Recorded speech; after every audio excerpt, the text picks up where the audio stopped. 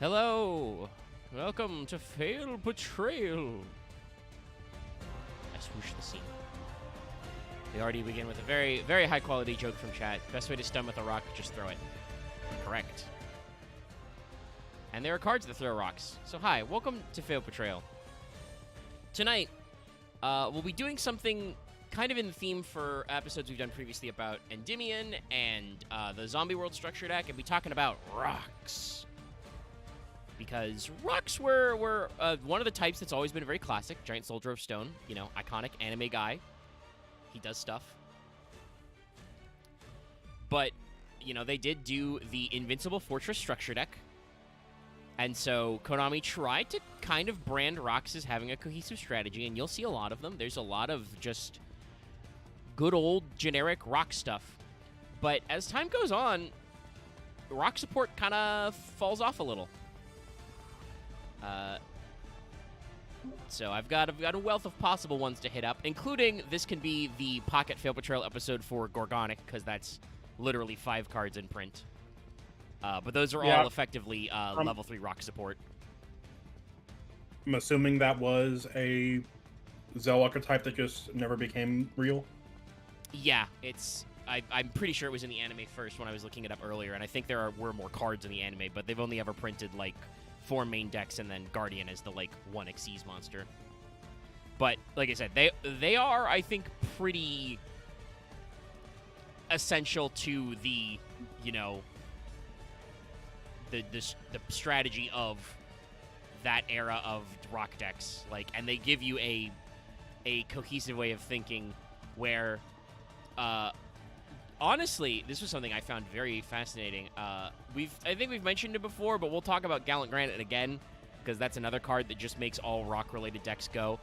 It was fascinating to me to realize that Gallant Granite was printed in 2019.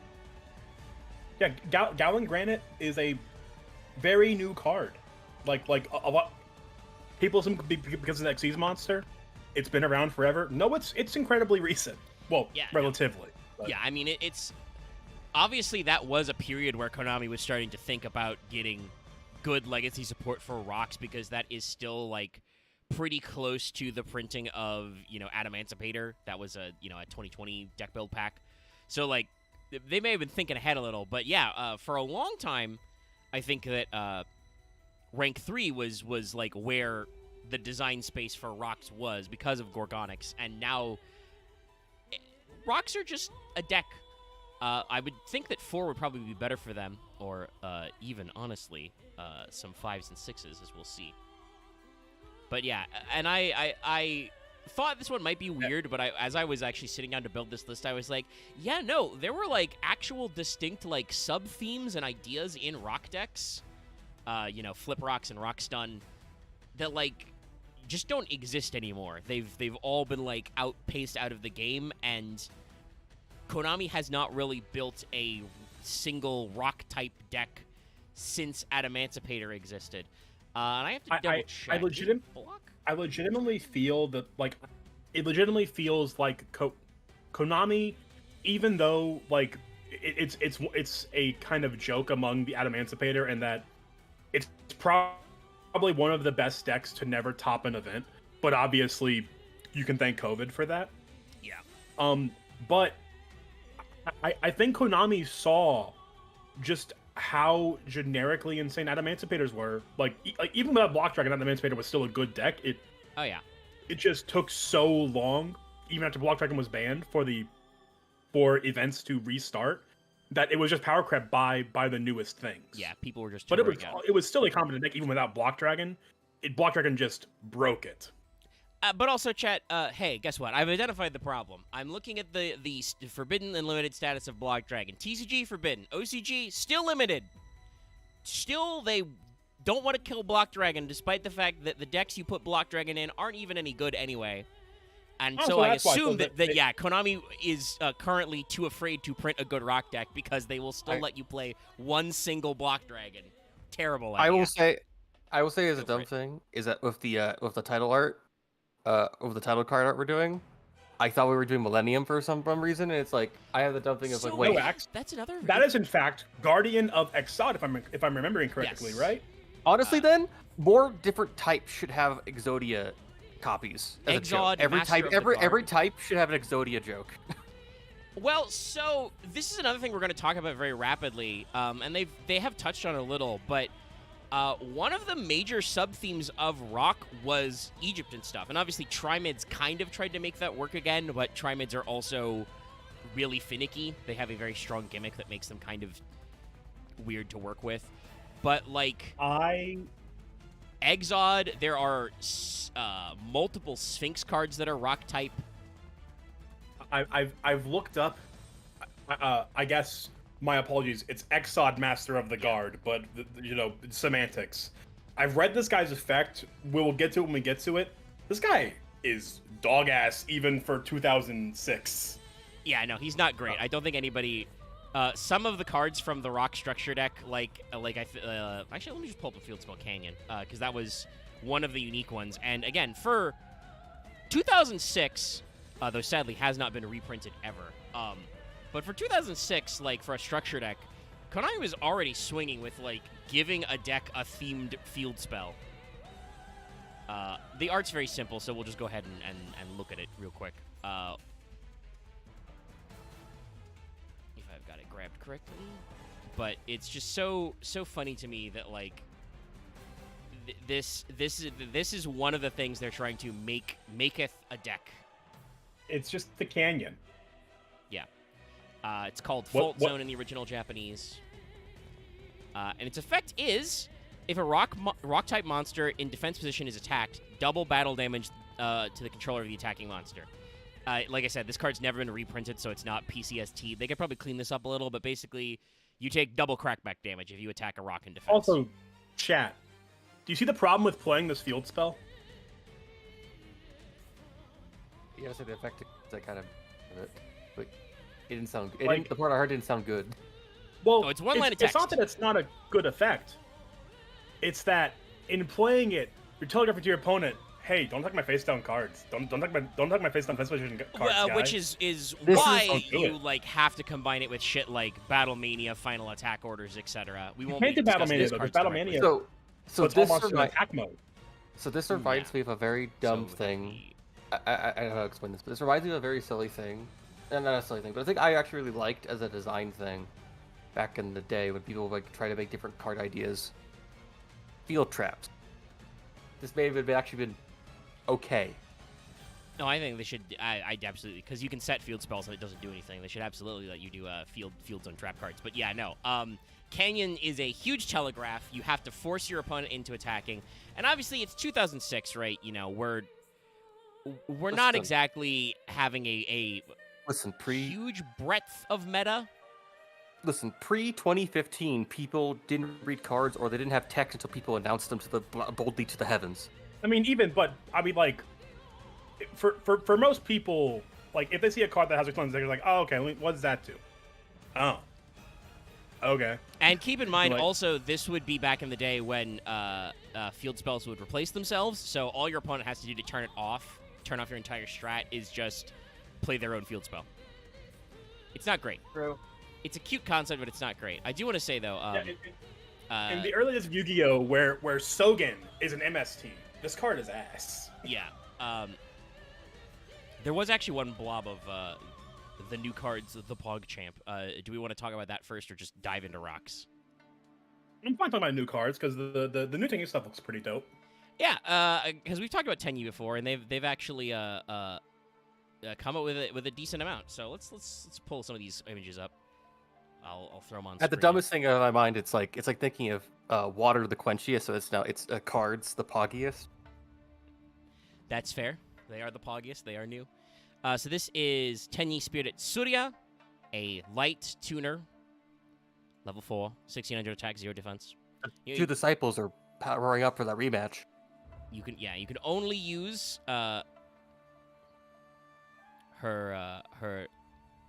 first and second effect once per turn. If you control a worm or a non-effect monster, special summon this card. Normal special summon restriction, except it's a tuner that can be special summoned with worms. This won't be good anywhere. No. This card is sent to the graveyard as synchro material for a worm monster. Special summon 1 10-yi link monster from your extra deck. It cannot be used as link material. Then you lose LP equal to its link rating times 1,000. So just, if you synchro this card, you just get a free shaman. Or Draco Berserker, right?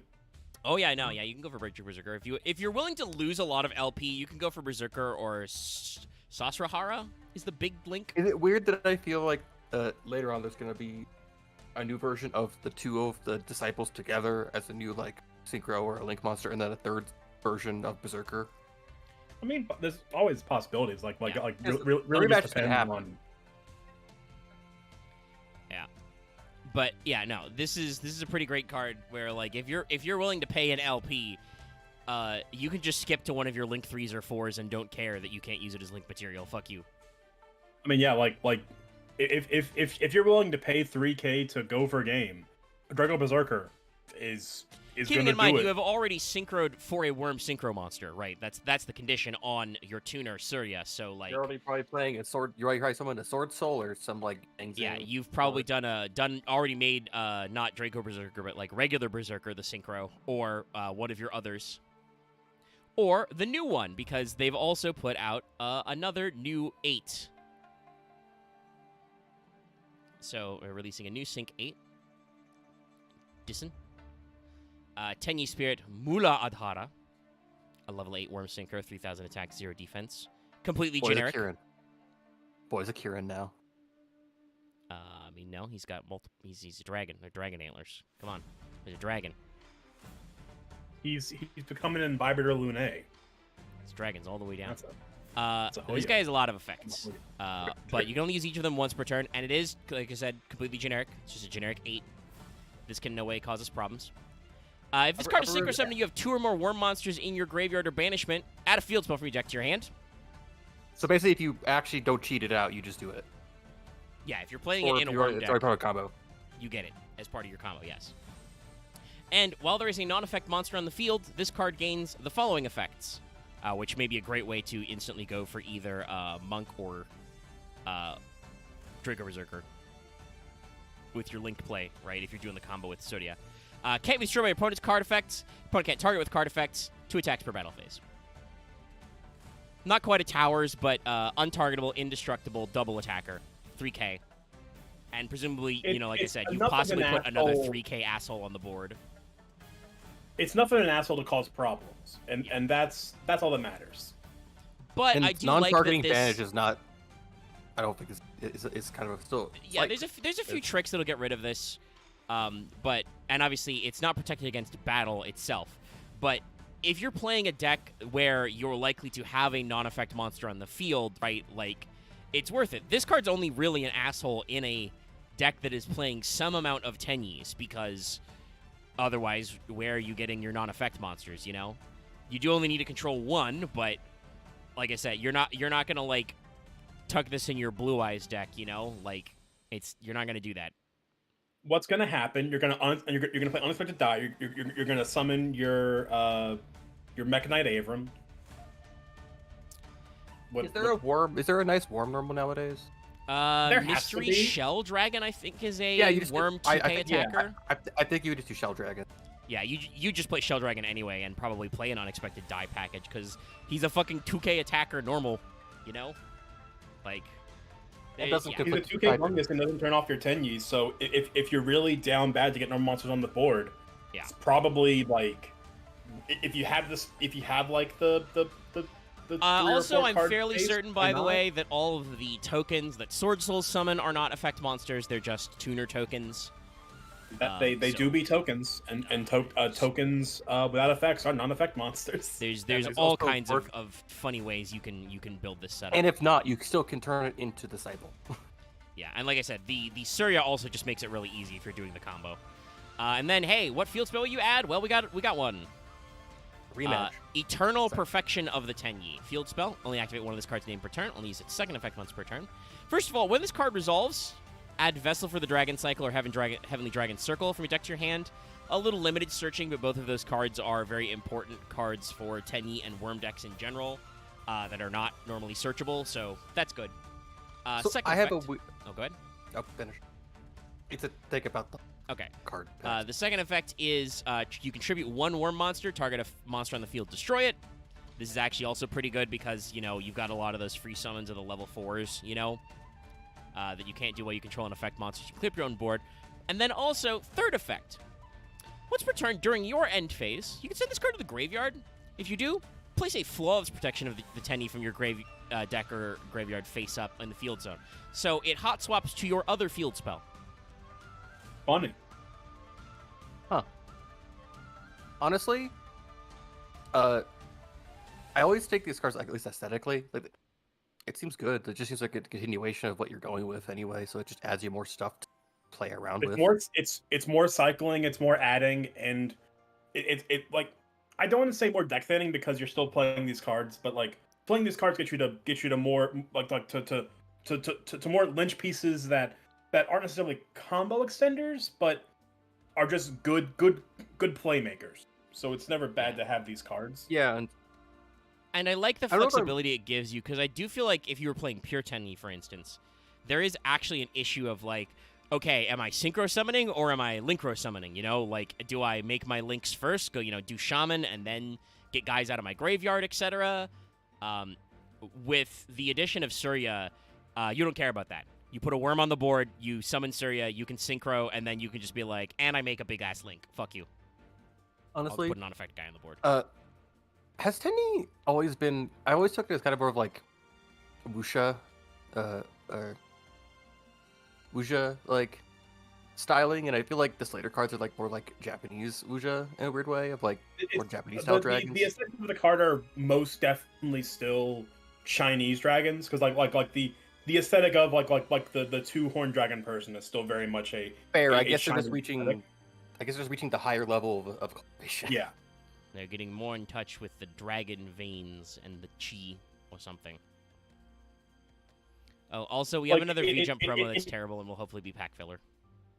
Yeah, it looks anime Super Saiyan power uppy, but it still is in line with the Chinese wuxia dragon. Dragon Ball was very dragon Taoist, so it does type kind of aesthetic. work out that way. Not really a full sidebar, but YCS Cancun happened. Very funny time. Team Samurai X1. He top Sam went 17-0, 16-0, so he won. he topped the YCS. What did he play? I'm used to that guy being kind of like a loud man I that just lies. think it was Ubel Fiendsmith? I think it was. that deck. Also, Jesse Cotton. I don't know where he placed. I assume top 32 because the deck I saw. Yeah, I think I don't think he made it all the way to the end, but it was somewhere in the top 32. But chat, it's much more impressive when you realize he was playing Crystal Beast Fiendsmith Snake Eyes. Yes, and to be fair, like people are saying Fiendsmith Snake Eye Crystal Beast. This guy is playing a 60 card pile where a third of it is Crystal Beast. Yeah. That's This is I saw deck. RJ tweet this out, and it's For like, unicorn- okay, for so unicorn. normally people can't categorize Yu-Gi-Oh decks correctly. This guy's playing 22 Crystal Beast cards. It's a Crystal Beast deck first. He's playing a third Crystal Beast, a Snake Eye and Fiendsmith Core and Staples. Like, it's a 60 card pile. So like there's a lot of space, but when like 30% of your deck is the main archetype, I say that's an archetype. There is at least like 10 Yeah. crystal spell cards in this deck. Yeah, no, 'cause he's running a lot of when you triple take out There is when you just take out the Crystal Beast Staples, deck. when you take out Staples, it's like 40 cards and 20 and half of them are Crystal. He's Beast. got That's at a least Crystal 2 copies of one of the alternate Rainbow Dragons. I don't remember which one this is. It's probably like Ultimate Crystal Beast. He's And he's playing playing a minimal. vanilla Crystal Beast, Crystal Dragon here, or Rainbow Dragon. He's playing minimal Snake Eyes just to do, I think, a singular combo. Yeah, he's playing it because it's infinite resource scope bird. That's what Snake Eyes Well, does. and he is, because this is where the TCG is at.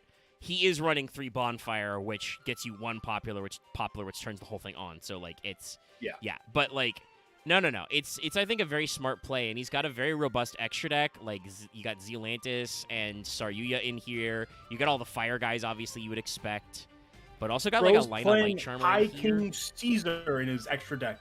Yeah, everybody in Fiendsmith started playing High Wave King instead of Beatrice. Okay, that's just the thing for Fiends, but okay, I had no clue. I just remember, I just saw this guy down. High Caesar is a rank 6 who takes Fiends, so we pivoted from Beatrice to Caesar because he's slightly annoying. So good. You know what? Good on him. I'm glad to see my DDD Kings getting play. They've always been good. It's just people can't find a way to put them in places.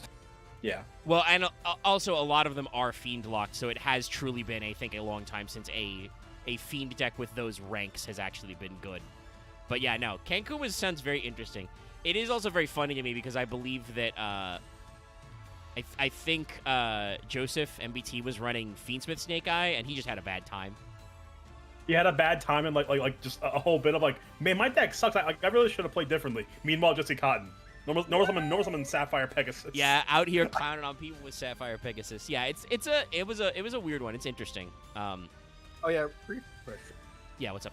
We should kill time a little bit.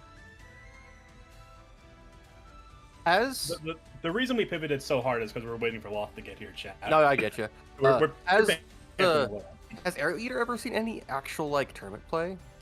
The card That's Air easy Eater? card. No. Aerial Eater. Oh, Aerial Eater? Yes, immediately. It just came out, and it's a. I mean, I'm looking at it right. I'm holding it in my hand right, and I'm also looking at like if the yes, the that's a young version Fiendsmith of card. Closed Moons. I saw that in the clan world list, premiere so. only. And yes, the Aerial Eater is good.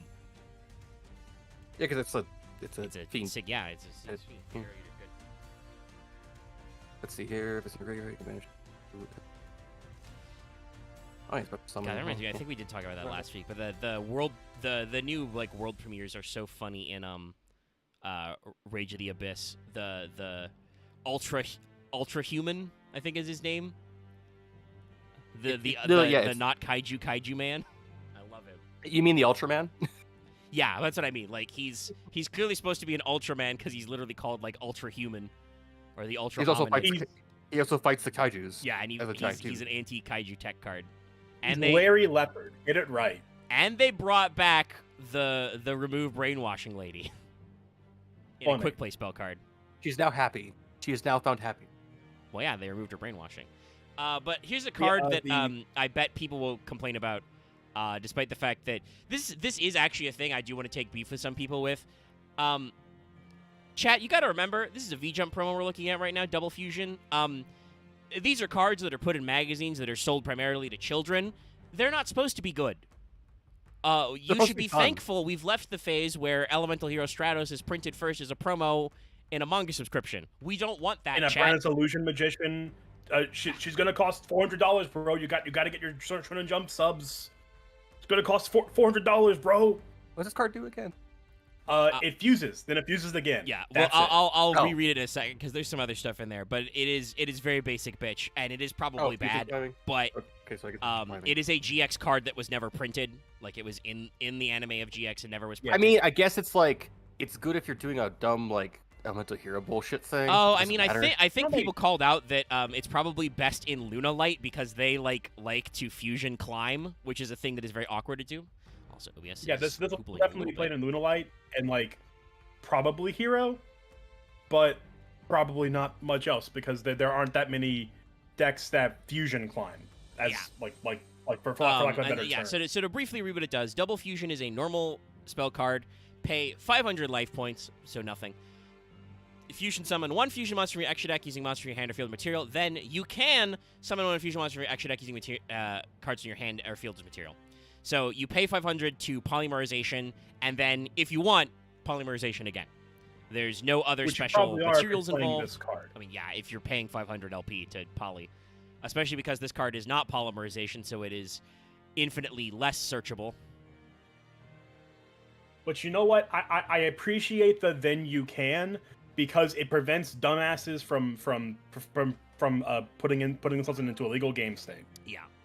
So, like, if there's not a second fusion to fuse, for instance, if your opponent, like, reacts some way to doing something that fucks up your second fusion, you're not forced to make a second fusion because your opponent played, Light Force Sword or something, so that extra material in your hand is banished.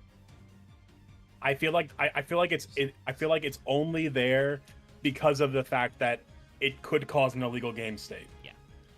But like I said, this is a V-Jump promo card. This is probably going to get packed into a upcoming like core TCG set as a common or rare, maybe a super rare. Give it a hollow finish, but like, or God, actually, I would appreciate it if they made it an ultra or secret because that means that cards that are actually good are not ultras or secrets. But we honestly, I hope Kevin Tuert is still alive and he still does that thing where we rarity bump. So until you besiege Konami of America's office and sacrifice his heart to the Egyptian gods, you're still gonna get that rarity bump shit.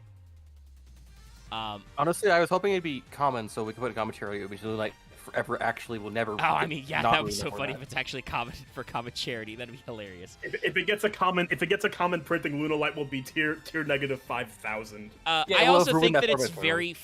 I think that it's very funny to include another card because like.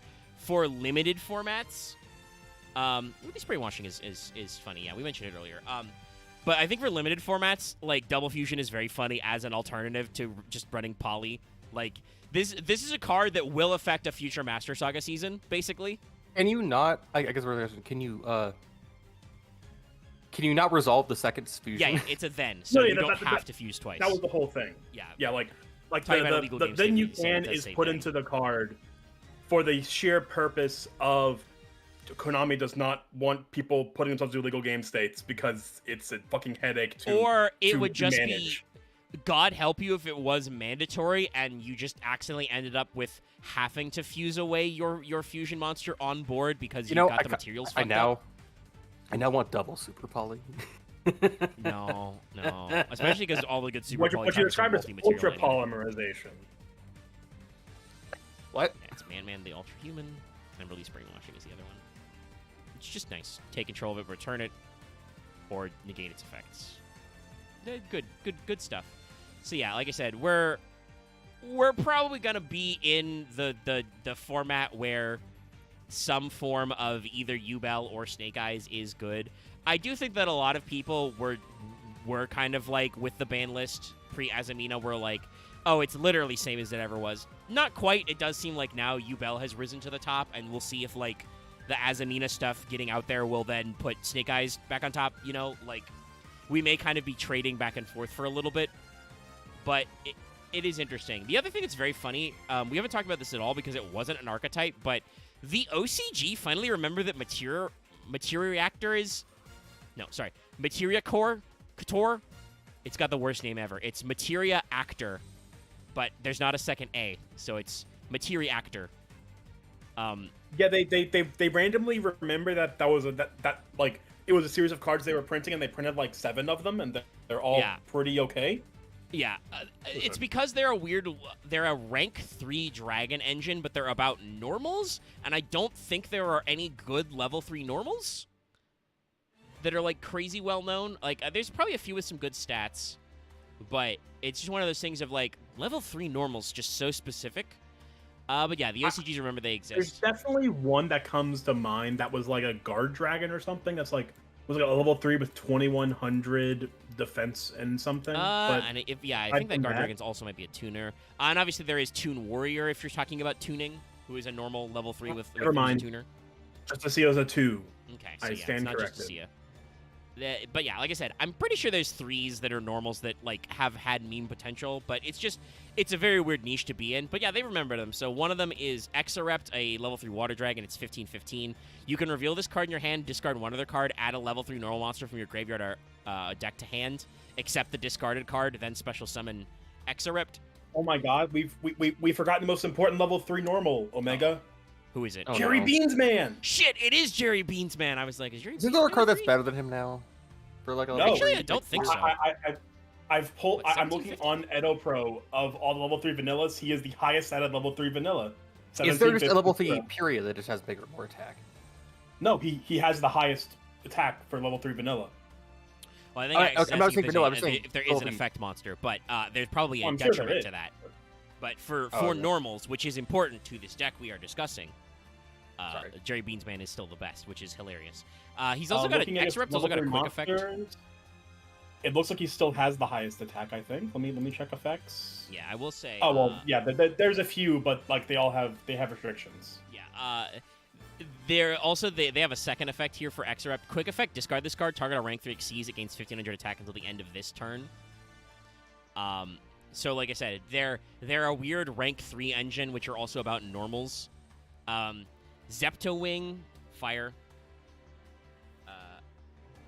So then you go, if you control a materia reactor, you can summon it. It's a level 3 fire, by the way, that's 0/0, so it's just doing exceed stuff. If this card's normal or special, or flipped face up, been a long time since we've seen this kind of language, add a materia reactor card to deck to your hand except Zepto Wing. Then you can take one level 3 normal from your graveyard and either add it to your hand or special summon it. And then they've got Exiguard is their rank 3 Xyz, a water dragon with 2k. Requires 2 or more level 3 monsters, first and second effect once per turn. Detach a material, special summon a materia reactor from your deck or add a spell trap to your hand. And 2, your opponent normals or specials a monster, add up to 2 cards attached to this card's material to your hand, including a materia reactor. If you have a normal monster in your graveyard, return 1 card on the field to the hand. And several of their other materia reactor cards have like interesting effects where they like return material to hand, which I think is very unique, but otherwise is like kind of nothing. They got a continuous spell that lets you excavate 6, add a materia reactor, and then place the rest in any order. Then add 1 card attached to your rank 3 Xyz monster as material to your hand. If your Xyz monster's effect is activated, attach the top card of your deck to one of your materia reactor Xyz monsters. So like gives you a weird way to replenish them. And then materia reactor critical is their counter trap, which is just their Omni. Yeah, it's when a spell trap card or monster effect is activated, add 1 card attached to your materia reactor Xyz to your hand. If you do, negate the activation and then apply this effect based on the card's type. If it was a monster, put a card from your hand to the bottom of the deck. If it was a spell, all materia reactor Xyz monsters you control gain 1000 attack. That is forever. Trap, you can set the added card. So it's very weird, but it is an Omni negate. But it sounds like it's bad if it's a monster. Why would I want to put one of my monsters back in my hand to the bottom of the deck? I guess you can summon it again. But yeah, I don't know if this does anything, but it's a very weird little engine. But they added like I said, they added like 5 cards to it. So they're trying some weird shit. Because like the materia reactors were like, it was like, feels like a full year ago the first round was released, wasn't it? Let me actually, I'm in the Wikipedia. Let me. Materia Reactor. Introduced in Blazing Vortex, so that would be 2021. It has been 3 years. Oh. Oof. All right. So yeah. And that was that had some of our darks with Gigaboros and Gigadra. Also, by the way, I should say this in case it wasn't clear. Their names are based on orders of magnitude prefixes. So Zepto is 10 to the -9, Giga is 10 to the 9, Exa is 10 to the 18. Wait a second, Omega. Yeah. Blazing Vortex is also the Warlock archetype. You know what this means? Oh shit, is the OCG finally gonna make War Rocks good again? Make Warlocks I thought they weren't great bad. I thought they were again! mediocre. And by again, I mean for the first time. I mean, they're arguably bad if just because they have so many cards that just don't clinch it. I'm not even sure. I've seen a lot of people say, oh, Warrock's good in Limited. I have seen the Master Saga boys try and make Warrock good in Limited. It doesn't seem like it works. Look, all we need is a Warrock spell card that does the Tenpai field spell, and we're good. I mean, that is the way to make decks good. Actually, that's another note before we actually move on because we're running out of stuff to mention. Master Duel, this was like pre-leaked from the data update, but Master Duel has announced that this week, like on Friday, they're unlocking a new selection pack. This will include Tenpai, finally. So Tenpai is coming to Master Duel. That pack will also include, though, it looks like some more, if not all of the Flame Swordsman stuff. They've got like Flame Tongue the Burning Blade. It will include the new Ritual Beast stuff. They've got Ulti Returiati and the new Infernoids. But it also, the other UR they've confirmed is Goblin Biker Big Gabonga. So, Big Gabonga. Goblin Bikers, I think. Which, by the way, Master Duel, your pack selection choices suck. Full power ass Snake Eyes has been in this format for like 6 months. You don't have Goblin Biker yet? What the fuck is wrong with you? The big Gabunga is too powerful. I know. It's called Outlaws from the Inferno, so it's going live 10th. They have also said that straight up, Song and Summoning will be semi-limited on launch. So the field spell will be 2 limit to start. Fair enough. Yeah, I mean, some people, like, a lot of people are making the joke, oh, it's the third Song and Summoning that gets you. But, like, genuinely, the way Master Duel does do hits, semi-limits and limits do actually work for consistency if you do enough of them. For Master Duel, I think it works because it's just a fucking computer program, so every month they can, like, add 8 cards to the ban list if they feel like it. So this means that you can limit, forbid, and semi-limit a shitload of cards in a year, you know? I mean, yeah, like the complaints of semi-limits is that semi-limiting 1 card does nothing to a deck, like save for malicious. Yeah. Like malicious is the 1 card that is like legitimately impacted by a semi-limit. But if you semi-limit like 5 cards in an archetype, then it's like, okay, well, you have affected their consistency. But well, and also I think that it's much more impactful if you, like I said, you semi-limit a card every month as opposed to every 4 months you get 1 semi-limit, you know? Yeah, that's where I was going. Where like the problem of the OCG TCG ban list is that it's like quarterly, so you like semi-limiting 1 card at a time every 3 months. By the time you semi-limit the 5th, but the 4th card, you've released 5 new archetypes that power creep it. Yeah. Whereas Master Duel can just go like, it's been 2 weeks. Let's semi-limit another card real quick. Let's just do that. Let's like, it's been a week or 2. We'll semi-limit 2 more cards. We'll move shit around. Yeah. And it is kind of interesting that they're working on a few things. Like, they are at least actually banning an Ultra. They finally decided that they have to ban Perlarino, Primeval Planet Perlarino, because people won't stop playing tier limits in Master Duel. Yeah, it's like, I still don't think the Master Duel ban list is perfect, but I don't think any ban list is ever going to be perfect. No. But I am more comfortable with semi-limits and like just slowly tweaking the ban list when it's done in like 2-3 week increments, as opposed to these quarterly ban lists. It's well, they're trying to tighten somebody in this list like at least understands that in a best of 1 like internet ladder format, hard stun locks suck ass. So like the other 2 cards they're banning they're just putting Ibli to 0 and Jaugen to 0. They're just like, nah, stop that shit. Fossil Dino Paclacefali, who we will actually talk about later because that's a rock monster. To 1, God. They're just like, nah, man, we're done. The U-Bell hits though are like I said, there's like 3 U-Bell hits, but they're all semi-limits. It's like Spirit Gates to 2, Dark Beckoning Beast to 2, Phantom of U-Bell to 2, you know? It's like, it's okay. But yeah. Let me find where my spot was. We talked about Canyon. Canyon's not really that important, but it does let you know like what the rock deck is going for. Let's start talking about some guys. Yeah, I will be right back. All right, I will start pulling up card art. We did drop some frames earlier, but I think we've been out of it for a long time. And yes, Chet, I will be playing Tenpai and Master Duel. I will be that guy. It's not healthy of me. It's very toxic of me. I admit this about myself. I suck up those tears when I see people on Yu-Gi-Oh! Twitter malding about how Tenpai is. Like, just because I feel like I heard for so many years, like 4 years now, I think I got back into Yu-Gi-Oh! During the COVID dip, the dark times. So many years have been people bitch about how, oh, well, it's a battle phase deck. It doesn't mean anything. You know, oh, it's a battle phase deck. It doesn't mean anything. The battle phase is useless. Battle phase, bad. And so now Konami has finally heard your prayers. You spoke to the great Satan and were like, dear Konami, the battle phase sucks. And Konami was like, I got you, fam. And they've made a deck that forces you to go to the battle phase and tell you, oh, you have non-battle phase interaction? Get fucked, get dumpstered, go to hell. And like I said, it's very toxic of me, and I have to admit this, but it sparks joy in me to understand that, like, people are just like, oh, it's so interactive. Well, it would be more interactive if you had, I don't know, like, Mirror Forces or something. You want to banish those guys? They're playing D-Shifter, Maybe they don't need to be banished. Try Dimensional Prison? Can a Scrap Iron Scarecrow help you out? I don't know, but we're going to see, because like I said, it's just...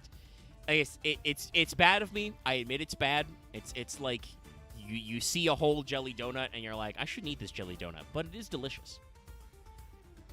And I guess we'll see how the Master Duel version takes off, because shit is very weird. But I'm pulling up our first guy here because one of the sub-themes that is an archetype but not an archetype inside of rocks is Sphinxes. This is the thing I talked about way ago when Axe brought up that you thought we were doing Millennium for a second, because Exod is one of those Exodia Sonas who just kind of looks like anything. He's not related to Exodia at all, or the future Millennium cards. He's just a rock card, but he's weird. Rocks, as a type, had a distinct sub-theme of ancient Egyptian stuff, specifically Sphinxes, but also there's a couple of other weird statues and stuff that were in here. This is our first one being Cryosphinx. And I think it's really interesting, and I wish that he did actually show up a little. You wish he did anything. Yeah, I wish Sphinxes were cool. It is also slightly awkward, but it makes sense because the Pyramid of Light movie was basically begged for by 4Kids. But rock Sphinxes are thematically separate from the beast-type Sphinxes, Andros, Thea, and Theni, and, the Wombo combo. Those guys basically exist in their own special space and don't do anything. But this is Cryosphinx. Cryosphinx is a lion-goat creature, so he's got like a goat head, and he's got a lion-y body. He's blue also. Cool Sphinx design. Yeah. He's all right. He's very classically Yu-Gi-Oh, and I appreciate this.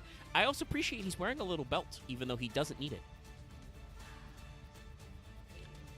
But he's just chilling. So, the Cryosphinx is a level 6 Earth Rock. 1,200 attack, 2,400 defense. You just missed us yapping for 45 minutes, Zed. It's okay. We're only really getting into the thick of it here. Cryosphinx says, when a monster is returned from the field to its owner's hand, the owner of the returned monster selects and sends one card from the hand to the graveyard. Once again, you can tell this guy hasn't been reprinted with PCST. He was originally in the Lost Millennium, where a lot of this rock stuff comes from, a lot of the bounce rocks. But was reprinted in the structure deck, so we'll go there. So this is a card that unfortunately does need to be face up to resolve this effect, which is awkward with his stats, but you can make it work with some of the rock stuff we got going on. And basically, it's if you return a card to somebody's hand, that player has to discard a card from their hand. Or send a card, actually. Sorry, it is not discard. It does say send. So this will not trigger a Dark World. Now you may be thinking, oh, gee, what's a way that this rock deck can send cards back to the hand? One of them is the Big Daddy, the OG, the one everybody remembers. The Guardian Sphinx? Yes. Right? Who was actually printed way before, but like I said, we clearly developed a theme. It's the OG Guardian Sphinx from Pharaonic Guardian. The same guy on the Duel with Traveler, right? Yeah, yes. Yeah, it is. Which I do have in this guy in the list as well, because it's part of this combo. And like, this guy is just iconic, a legend. Like, what can you say about him? Such a powerful stance the Guardian Sphinx has. Look at him. He is just the capital S Sphinx, but yeah, he looks good. Like, he's vibing. He's got it. He just looks good. So this is a level 5 rock. He's got 1,700 attack and 2,400 defense. Don't ask me what Cryosphinx is one level higher and is crappier. Probably because he has a hand drip effect. Guardian Sphinx says, once per turn, you can change this card to face-down defense position. When this card is flip-summoned, return all monsters your opponent controls to the hand. So just when he's flip-summoned specifically, not when he's flipped face-up, bounce all monsters your opponent's got. Funny. Yeah, this guy is such a funny little guy. Even back in the day, there were ways around this. Like I said, if your opponent just gets to attack him while he's face down, you lose the effect. Obviously, a card like Canyon, could discourage your opponent from just poking him to ruin the effect, you know, because they're going to take double damage. But it's probably not enough to discourage it, actually. But for a 2003-ass card, he was pretty all right. He was trying something. He was doing a thing. And he is a Sphinx. And that guy's so iconic that we'll be talking about him at the very end. But Guardian Sphinx has a retrain. They remembered he existed in, like, 2022 or something. And then let me see if I copied this guy correctly. But our next one should be, yes, Hierarcho Sphinx, who looks a lot cuter up close than I thought he would.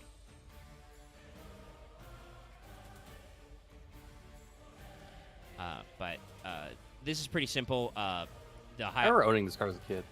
Yeah. Hyrax is Greek for hawk, so the Hierarcho Sphinx is a falcon or hawk and a lion. Interesting that it's just the head, unlike Cryo Sphinx, who gets, like, man-arms. This is just a falcon-headed lion. But he's looking pretty cool.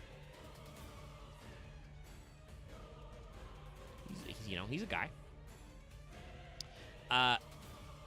This card is basically the inverse of Cryo Sphinx, and probably is another way designed to make Guardian Sphinx work. This is a level 6 Rock Earth with 2,400 attack and 1,200 defense, so the opposite stat line. Your opponent can't select face-down defense position monsters as attack targets. He's just most of a Monarch with a attack blocking effect. So, designed to stop your opponent from snipping your Guardian Sphinx and some of your other monsters that require being flip summoned. Not great, but there's something. And then let's talk about the Big Bungus, because like I said, all three of those Sphinxes were printed before the structure deck, but were recollected in the structure deck to try and make this strat work. What's the cover card they decided to do this? How are we going to bring this all together? It's Exod, Master of the Guard, who in the OCG is called Shugoshin Exodo. Exod, the Guard God. So, we've talked about, like, Utopia Sonas and stuff before. Like, there is a strong category of Xyz cards that are just weird armor guys, Exod is definitely an Exodia adjacent. He looks like he's actually wearing armor instead of his body just being like a weird walking sarcophagus thing. Yeah, he's definitely got some design. Like, he's got armor plating, and it's also bigger and bulkier than normal, for sure. You almost could call it pharaonic armor. Yeah, that would probably make sense. Or he's, I guess, a pharaonic guardian. I like that this guy just got a bunch of extra bits on him. Like he's got these, like, they're not shoulder pads, like they're like shoulder blades, like scales on his shoulder pads, and he's got this lightning god-esque raiment. Yeah, he's got a big ring. He's got, like, his headdress is huge. Like, obviously Exodia's headdress is huge, but, like, this one, it must be really huge, because look how small his face is compared to it. Also, Exod, he's not having a good time, and he's gonna let you know you're about to have a bad time. Looking at that face he's got on him. He's mad because he's seen his attack stat. Yeah. So, despite how much of a big chungus this guy is, and he still is a big chungus in his stat line, it just goes a little different than you might expect. This is a level 8 Earth Rock monster. 0 attack, 4,000 defense. The Blue Eyes White Dragon could never. Not like the only thing getting up this guy is the 5-god dragon, and even then he's got words for the 5-god dragon. Yeah. So this card cannot be normal summoned or set. Cannot be special summoned except by tributing one Sphinx monster. This is a slight problem because all the Sphinxes are also one tribute monsters.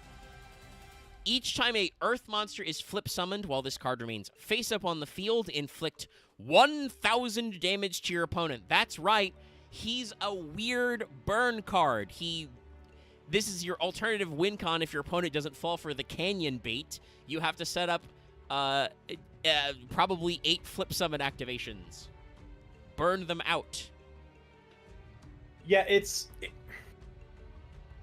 I get the 2006 concept of, well, okay, we've made Canyon. Eventually, the opponent's going to learn not to attack into my monsters, but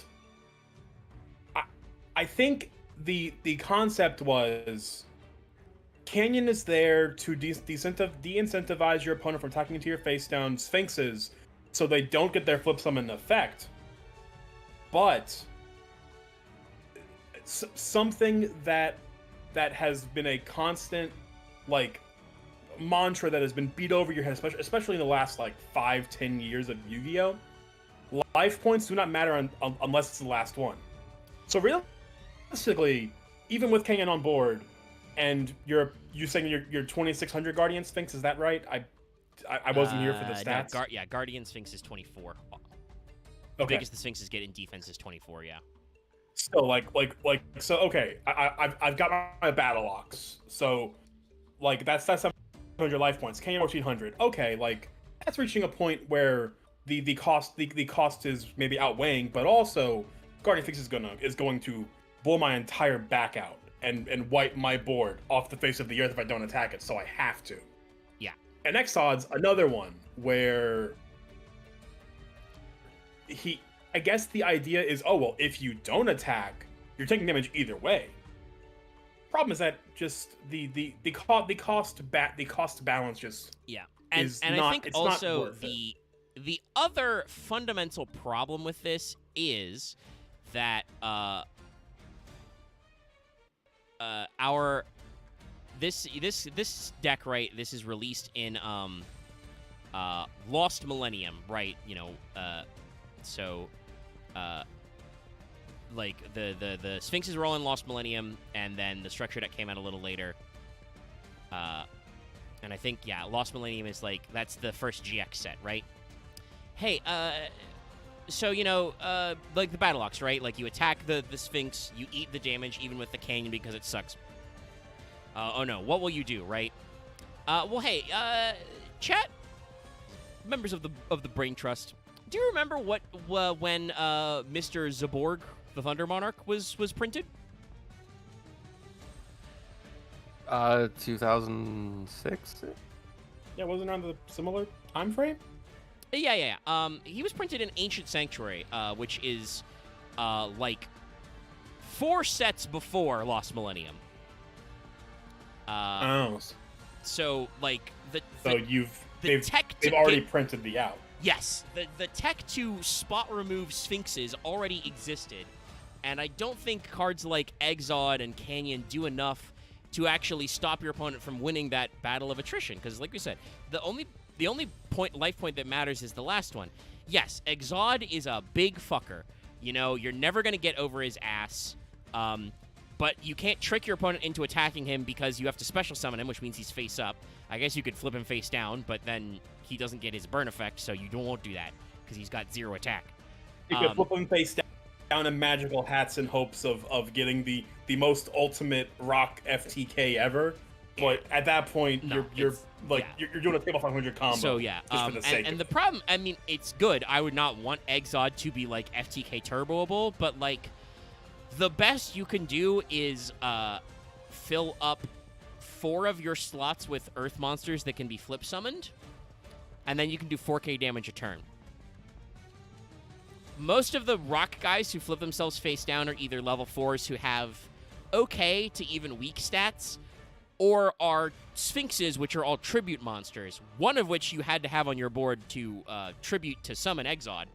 So, like, you're investing a shitload of resources into this, and, like, the moment your opponent finds, I don't know what board clears were available in 2006 exactly, but I think at least one Dark Hole was probably still legal. The Borg, a Dark Hole, Raigeki I think Raigeki was still around because 06 is like late GOAT format. Raigeki was still at 1. Yeah. There's Lightning Storm, Lightning there Vortex, were still Raigeki Break for Lightning spot Vortex, removal, tributes to the Doomed, or offerings to the Doomed. You know, like God help you if your opponent's actually playing Smashing Ground. Like any form of funny spot single target removal, Exod gets clowned on. You can't Monster Reborn him back. He can only be special summoned by his effect, and just it goes to pieces. Like the absolute goat of limited smashing ground. A clown chooses this man into the sun. In fact, it's funny because he's a rock, but he is the ultimate smash groundable man. His defense is huge. You will never hit anybody but Exod with it. Also, guess what? If all your other monsters are face down to set up their effects on your opponent's turn, this guy still dies to fissure. 0 is still the highest. So like it's just I can see the what's the name of that magic archetype player? Is it the Tinny is the one that likes really, really showy cool plays? I can see that kind of brain scheme of we'll special summon the world's biggest buttocks and chip down our opponent with a couple of flip summons over 4 turns. They'll never recover. And then it's yeah, no, this combo dies to any kind of interaction ever. You do anything that would spot remove, it's broken. Is it rip? Odd that I think it's how old of a card it looks. It looks like a modern card art wise. It does look very clean. I'm actually quite surprised. Yeah, it doesn't look that bad. Yeah, I got a couple tech cards to pull up. I actually think it looks decent. It just yeah. One of these was recommended. Oh, sorry, that's my bad. I accidentally pulled up Ordeal of a Traveler from World Championship 2006. Sorry. I need the Master Duel version of Ordeal of a Traveler. Which is very funny to look at big size. Yeah, so Ordeal of a Traveler is return yourself to the hand now. You should go to the hand now. Look at this poor guy. But yeah, so these were 2 cards that were Ordeal of a Traveler was in the structure deck. I don't think Continuous Destruction Punch, which his name in the OCG is Counter Machine Gun Punch. Yeah, that was just pack filler Magician's Force. But it is a card that is recommended to go with this Wombo combo. But is also a hell of a telegraph. So Continuous Destruction Punch is a continuous spell card that says if the defense of a defense position monster is higher than the attack of an attacking monster, I'm PCSTing this, by the way, destroy the attacker, damage calc normally. So it just makes it so your opponent's monsters are destroyed when they attack a defense guy with bigger defense. Once again, much like Canyon, Super Heavy Samurai could never. The world's mightiest telegraph. Yeah. This is just your opponent plays Continuous Destruction Punch, and you just go, nah, I'm not attacking. The best part is you play this and then set a Mystery Shell Dragon in defense mode for no reason, and your opponent goes, I'm good. Sure, yeah, you go ahead and do that. Meanwhile, Ordeal, as we mentioned before, is another the classic playground Yu-Gi-Oh! Classic Ordeal Yes. of the Traveler. Because it is Ordeal of the Traveler is one of the most Yu-Gi-Oh cards that I think has ever Yu-Gi-Oh'd. This is a continuous trap card that says when your opponent's monster declares an attack, your opponent chooses a random card in your hand and calls the type, monster, spell, or trap. If they call it wrong, return the attacking monster. This is Yu-Gi-Oh! As hell, and I love it. It's so dumb, and obviously it's so easy to out these days because, there are so many cards that are so much more infinitely worse than Ordeal of a Traveler that, some form of back row removal is a must in most decks. But it's so fucking funny. Because, I'm pretty sure in Yu-Gi-Oh! Rules, you can shuffle the order of cards in your hand for free. You can just, that's all hidden information, so you can just rearrange those guys. So well, you yeah, card in your hand. Your opponent doesn't know shit. The only situation where shuffling your hand is an illegal game state are cards like Drop Off, and it's also why YCS judges will want to stab you if you play cards like them. Yeah. But Ordeal of a Traveler is just Ordeal of a Traveler is just so funny, and it's really annoying because it's like cards like Fairy Box where it's just every time they declare an attack. But unlike Fairy Box and a lot of other of these continuous attack negation cards, this has no cost. Your opponent is just stuck playing a memory game with you and trying to guess. Okay, he's got 3 cards in hand. We've seen 2 different monsters. What's the third one? Is it going to be a third monster? Or is this guy holding back a spell card just to fuck with me? Yeah, Ordeal of the Traveler is one of those cards that it's the epitome of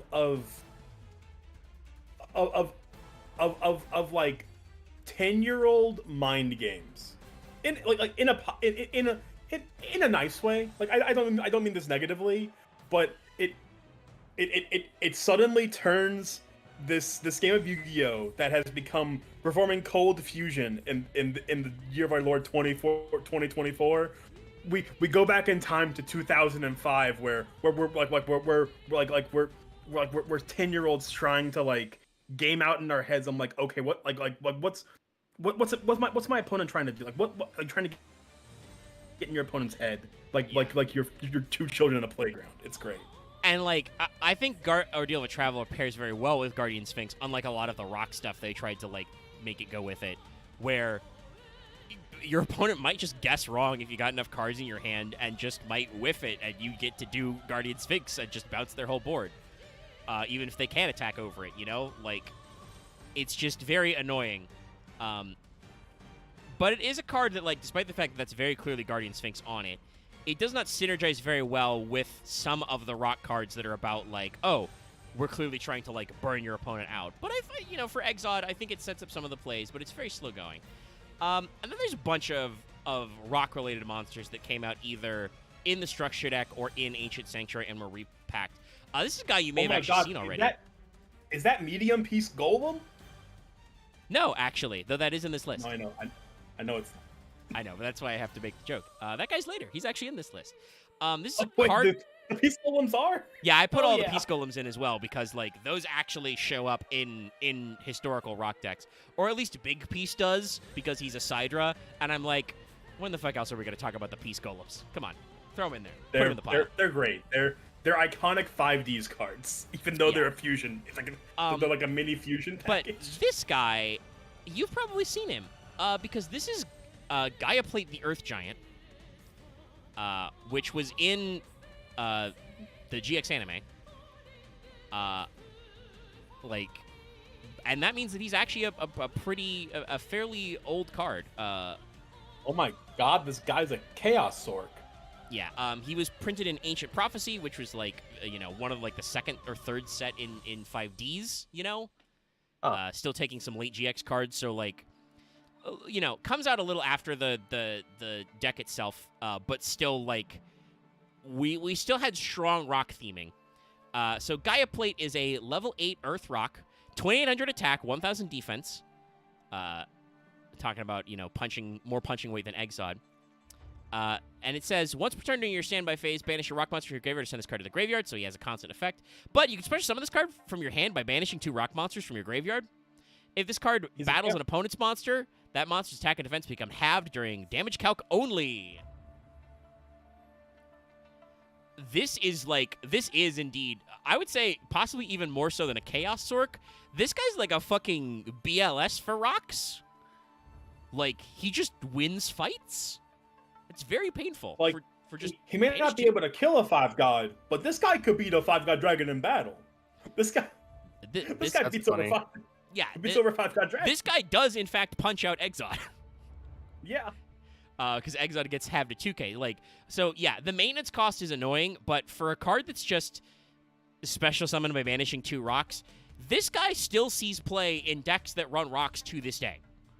Like, well, I mean, like to flash back to last week, the maintenance cost for this guy may be ass, but you have to think at the same time, this is like the same era of like Stealth Union and shit, where like, oh, here's a 3500 attack guy who just has his attack when he battles. This is the power level we're comparing it to. Yeah. So like, no, this like the maintenance cost sucked for this guy, but in a mid-late game state, this guy will win you the game in a few turns. Yeah.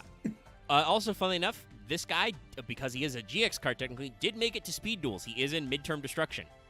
It's both a common and a secret. So like they've given this guy a common reprint and a shiny reprint. Honestly, deserved. He deserves a secret reprint. This, for lack of a better term, this guy rocks. Yeah, this guy's cool. Such a champ. But like banishing, Earth monsters or rock monsters, not uncommon. We're just kind of moving down alphabetically through the list. But here's another classic rock deck guy, or just lots of decks actually. It's Gigantes. The Chad. Who is even uglier than I thought he was up close. Yeah. It looks like he hit himself in the head with that tree trunk, but he's a giant. He's a Gigantes. That's At least fine. it's not a Gigantes doll, right? That's somehow even uglier than this guy is. True. But yeah, this is another one of those Banishee boys who's just a real pain in the ass. This is a Earth Rock level 4, 1900 attack. Can't be normal summoned, but must first be special summoned from your hand by banishing an Earth monster. And if God help you, you do actually manage to run over an effectively free special summon if you're a few turns in. If this card's destroyed by battle and sent to the graveyard, destroy spell traps on the field. He's just heavy. He heavy storms. Gigantes, solid card. Yeah, Remember this when guy, you were like I playing said, Tribal. in limited formats, if you're playing Earth, this guy still does show up. Like, they reprinted this motherfucker in an ultra rare. His highest quality print, he's printed as a common literally everywhere else. They gave him an ultra rare glow up in Ghost from the Past in 2021.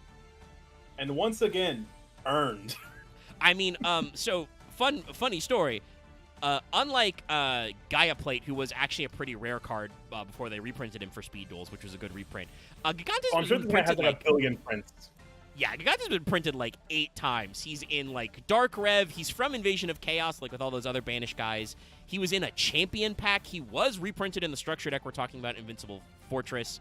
He was in even the Machine Reactor structure deck, like the Ancient Gear Retrain deck. He's been in an OTS pack as well. I will say, I think it's incredibly funny that Earth and Fire are like the two archetypes that got retrained, like element spirits, like the Aqua Spirit, Flame Spirit. Yeah. Inferno, in theory, is an amazing card, but he sucks ass because he's a burn card that burns when you attack. We kill a monster with it, but he has 1100 attack. Yeah. So he's ass. Yeah. Gigantes just flat out replaces the Rock Spirit in most decks. Yes. And we will talk about Rock Spirit later. I've got him in the list. But yeah, Gigantes is such a much better card. It's not even funny. Because he's like, even if he was a 1900 vanilla that you just special summoned by banishing an Earth, he would be good. But no, if your opponent outs him by battle, you just fucking blow up his spell traps. Which can be so And annoying. like cards like that, like it forces your opponent to waste spot removal on this guy. Yeah. And now talking about another classic boy in the lineup.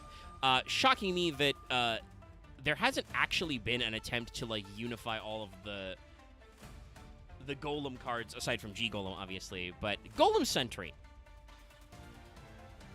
The Sentry Funny Golem, little another guy. classic guy. I do love looking at this guy up close. It's a little hard to tell, but he does, in fact, when you see him blown up like this, he has a funny little face at the top. He's got some eyeballs, and he's got a little mouth squiggle. Now, I don't and understand how he's actually supposed to let you step through that door. He is, in fact, unfortunately, a shitty compulse, but he is still a funny little guy. Yeah.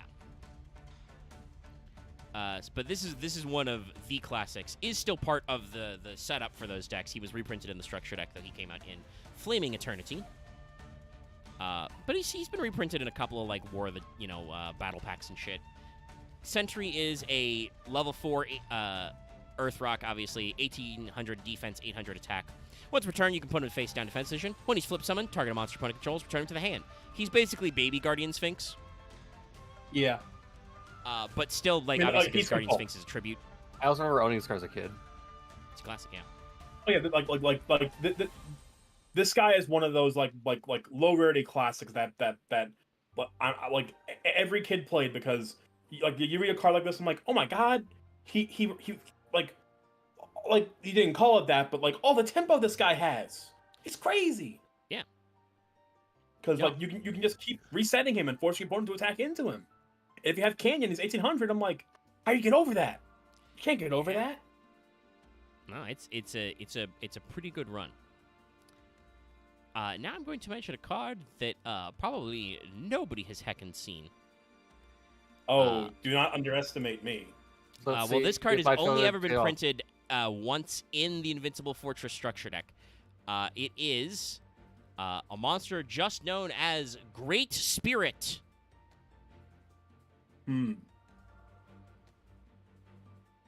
That I is a def- JoJo. That recognize is a this JoJo. card. That is a JoJo concept art.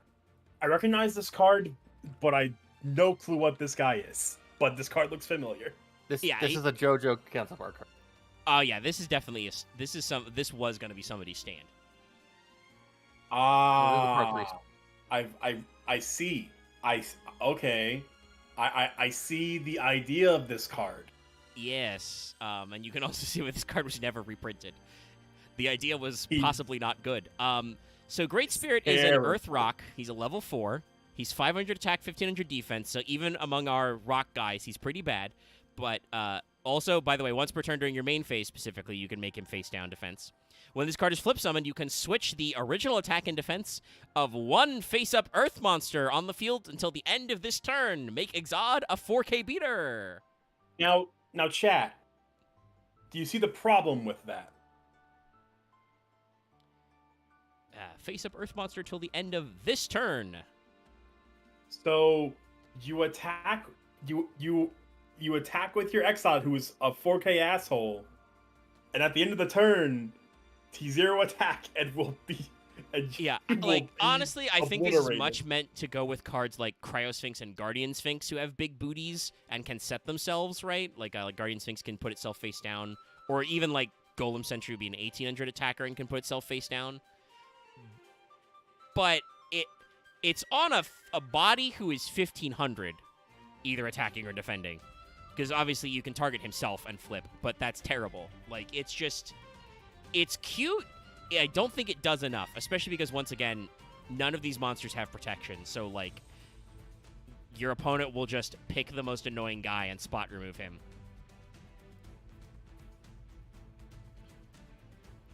But here's another. Yeah, it's. Also, yeah, like this. I as somebody who is aggressively white, this is not my place to say. Maybe I feel uncomfortable looking at this card, right? Yeah, I was gonna say that earlier. I'm not sure if this is offensive. This could be a authentic, Native American art style, but they look like they have real big noses. And he's got a headdress on. I'm not sure. It looks like they're made of like balls.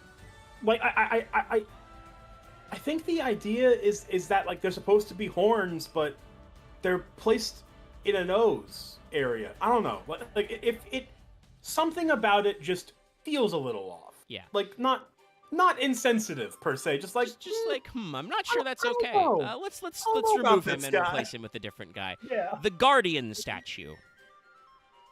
Fairly generic name. Fairly generic, but good art. It's very funny he's got such big, beefy arms when this guy absolutely has no attack. You understand, if you're in the Rock Stun episode, this guy does not have attack stats. I mean, yeah, like,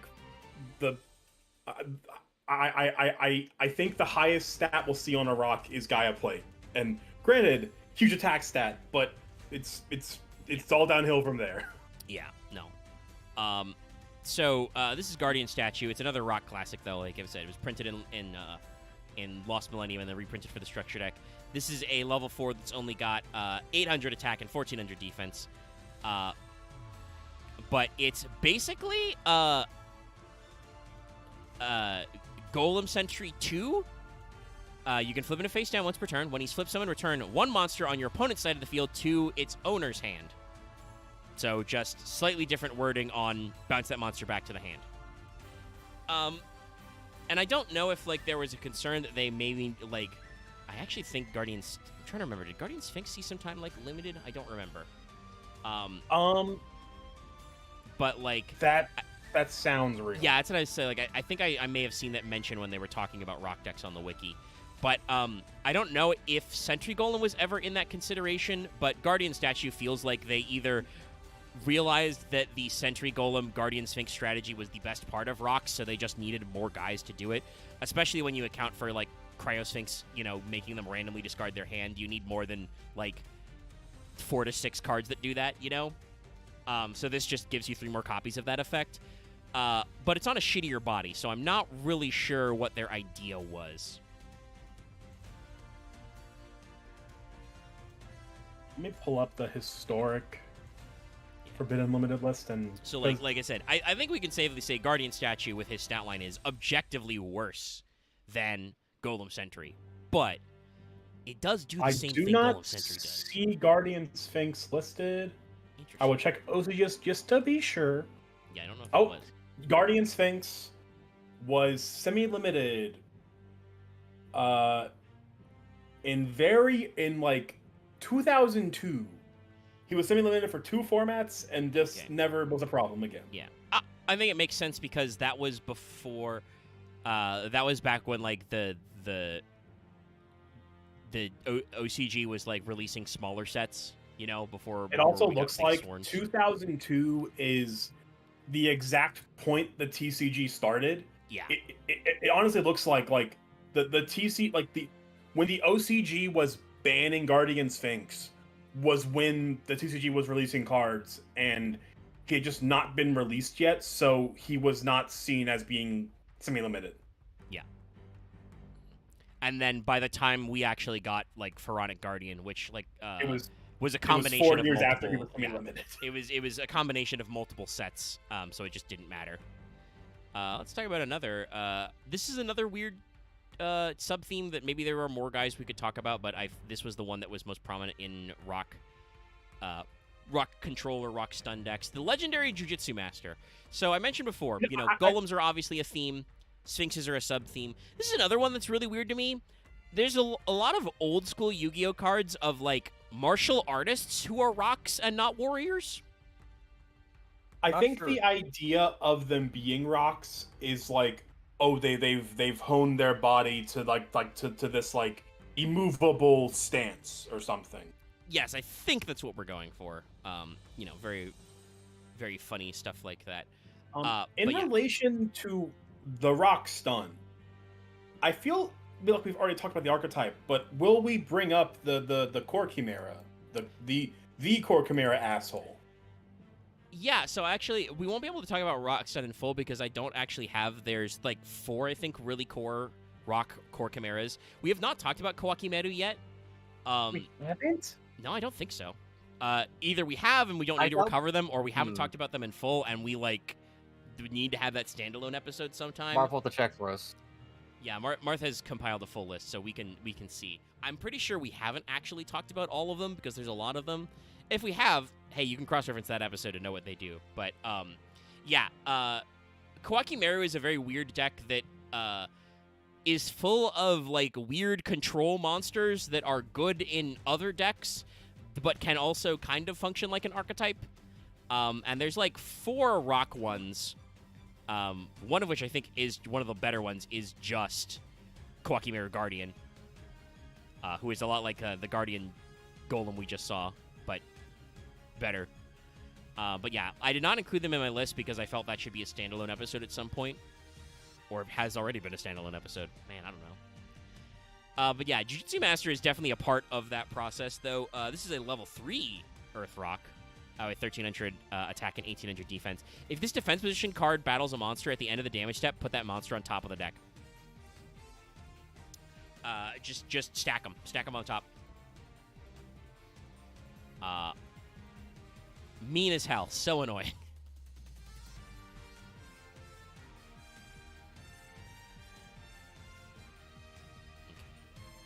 Sorry, double checking OBS for a second.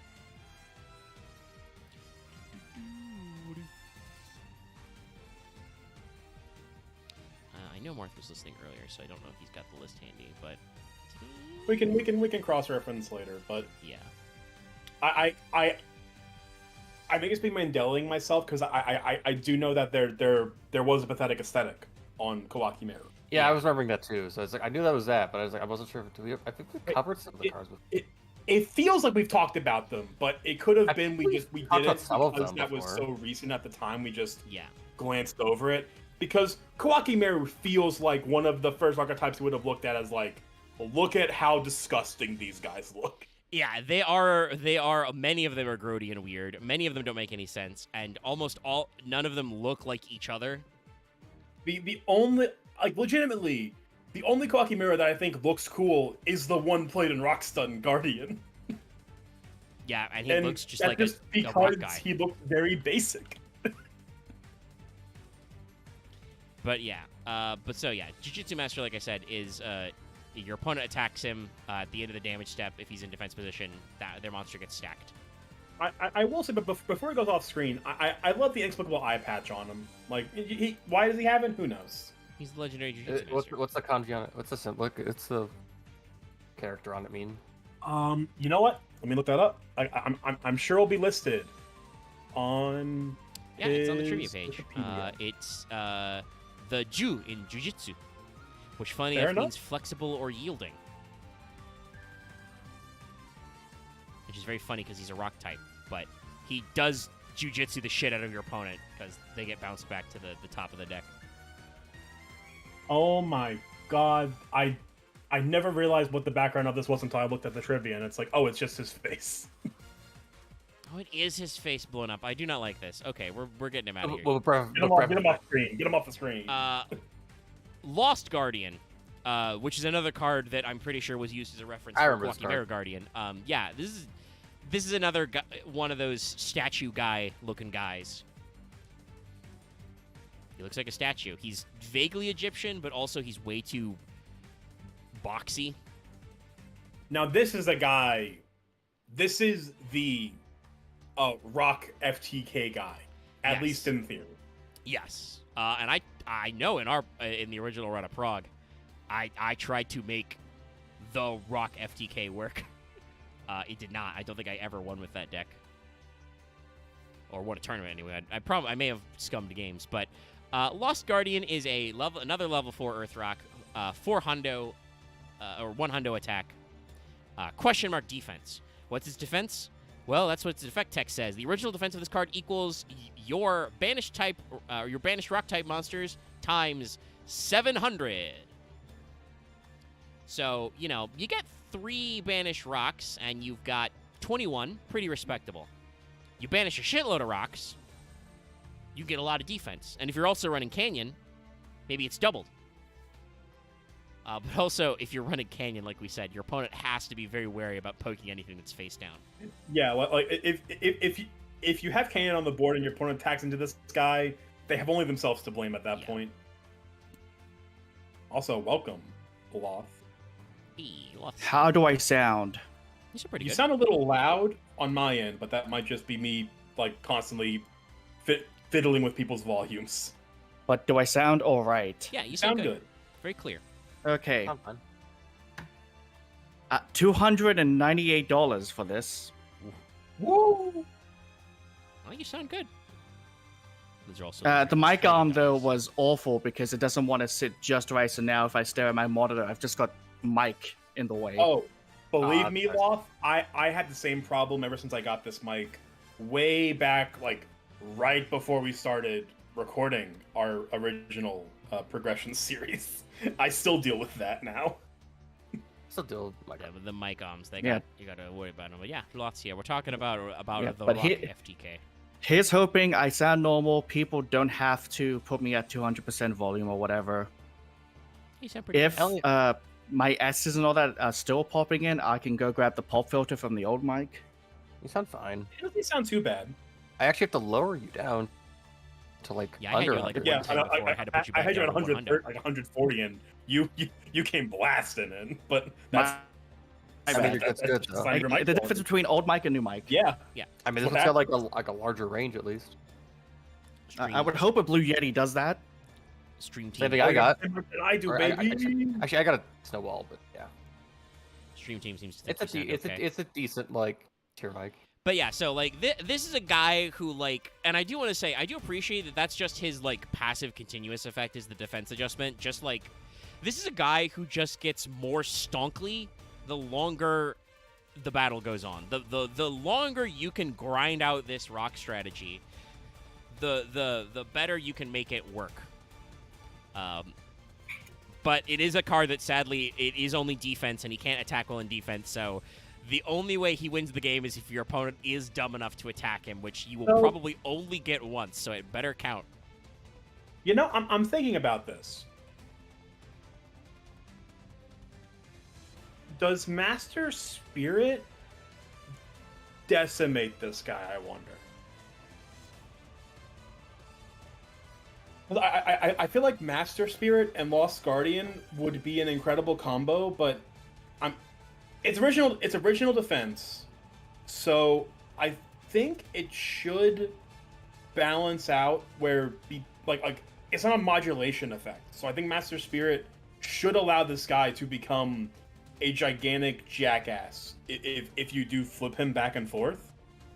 At the end of the turn, he will swap back to normal because it's not a modulation. It's just it is in effect changing the original defense. So if my comprehension of game state and all that balancing shit, you should be able to. Great Spirit does say properly. switch the original attack and defense. And Is it Great Spirit? I said Master Spirit. That's okay. It took me a second to figure it out, but yeah, great. You said the swap effect. I'm like, yeah, oh yeah, Great Spirit, yes, Great Spirito. That says switch the original attack and defense. So yeah, okay, then yeah. So get Lost Guardian with like, I mean, even 5, like just 5 is 3,500. Yeah, like, no. This. But there may be an easier way if you're trying to set up. Well, not necessarily, but there is a way involving banishing your rock monsters to set up the OTK that goes very well with Lost Guardian. The Mega Rock Dragon, brother. Mega Rock. Mega Rock Dragon. That's literally his name. He is the rock that is Mega. This guy. This is the rock OTK, asshole. I remember you trying to. I so wanted this guy to be good because he's so funny. Yeah. Anyway, in the failed portrayal, I posted what my view is. I think that is literally the exact same model mic that I have, Loth. Microphone. Yeah. First of all, I just want to say, talking about good old school Yu-Gi-Oh art. Oh, and also shit. Thank God they reprinted this guy. They didn't give him a glossy upgrade, but they reprinted him for Speed Duel GX. This guy kicks ass. Yeah, this guy rips. He's cool. Sometimes the Yu-Gi-Oh aura is overkill. I think it really elevates the look of this guy. I remember when Omega and I were racing to do Rock Stun, and this was in Omega's deck. I'm like, oh no. Yeah, this is just. He looks so good. He's got a great background with like the swirling clouds and the mountains to let you know just how big he is. There's like Fog of War, and he's got a menacing red aura. Spikes for days. Like, just a cool looking guy. And still looking very much like he's made out of rock. Looks great. So, what this guy does be doing, this is a level 7 Earth Rock with question mark and question mark.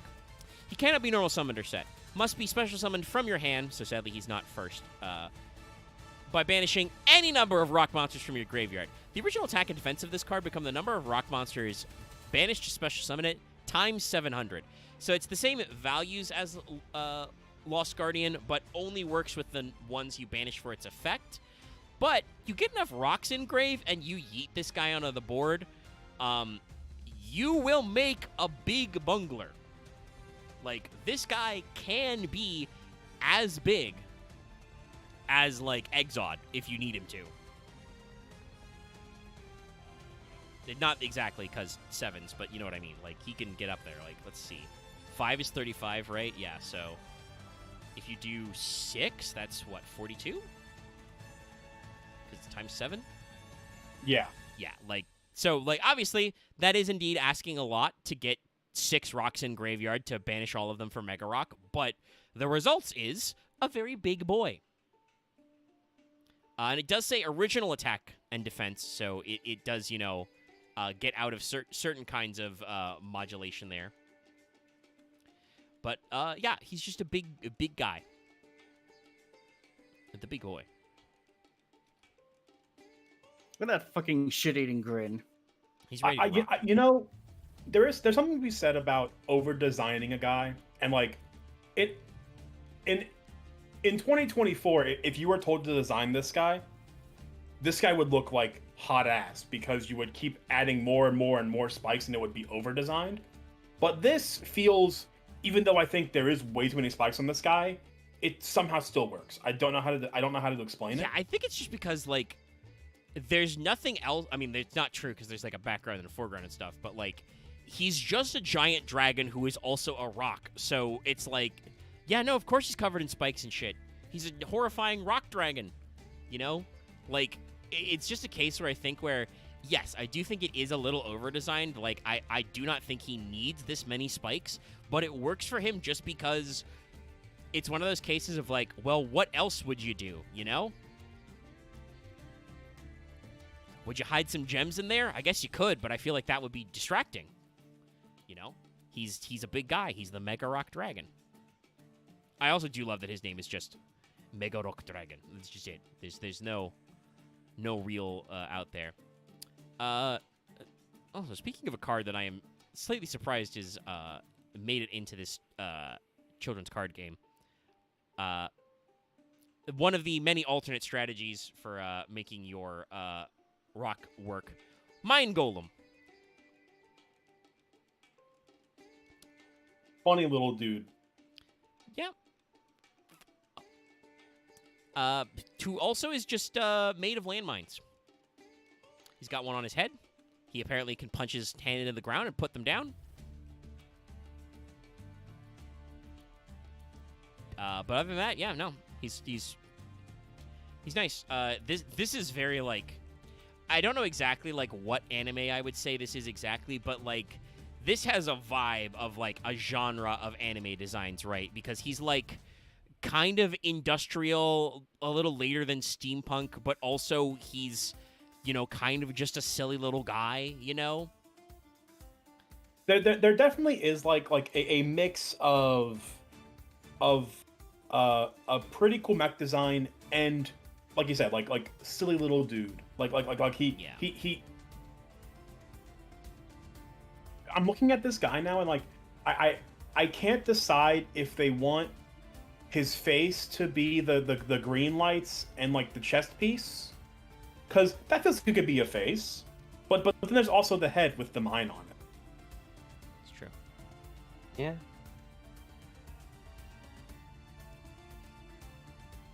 Is he gonna do charge at the enemy, like head down? Yeah, I don't know why he's wearing a mine for a hat. Maybe he picks it up and throws it with his other hand. Frisbee. Oh, okay, there it is. I was gonna say YouTube is giving me an alert about quality, but yes, OBS dipped down there for a second. It seems to be staying green. It should hopefully be squiggling out there. Yes, no, a Vodom style like retro 80s anime would be a good pick. I also think it's like it's not quite to like the Ghibli-esque level of something like Castle in the Sky or Nausicaa, but like it's in that ballpark is where I'm thinking of, just like old yet new. But what this does, while I'm waiting for the visuals of OBS to straighten out, this is another level 3 rock, so that makes it arguably more playable in modern decks, funnily enough. They're all, you know, earth rocks. 1,000 attack, 1,900 defense, very good for a 3. When this card's destroyed by battle and sent to the graveyard, inflict 500 damage to your opponent. Just a cute little time card. It is funny to, like, play this intermixed with your cards that, like, flip themselves, you know, that you want to flip summon, right? But you also tuck some Mind Golems in there, so, like, your opponent is actually punished for attacking. It's very funny.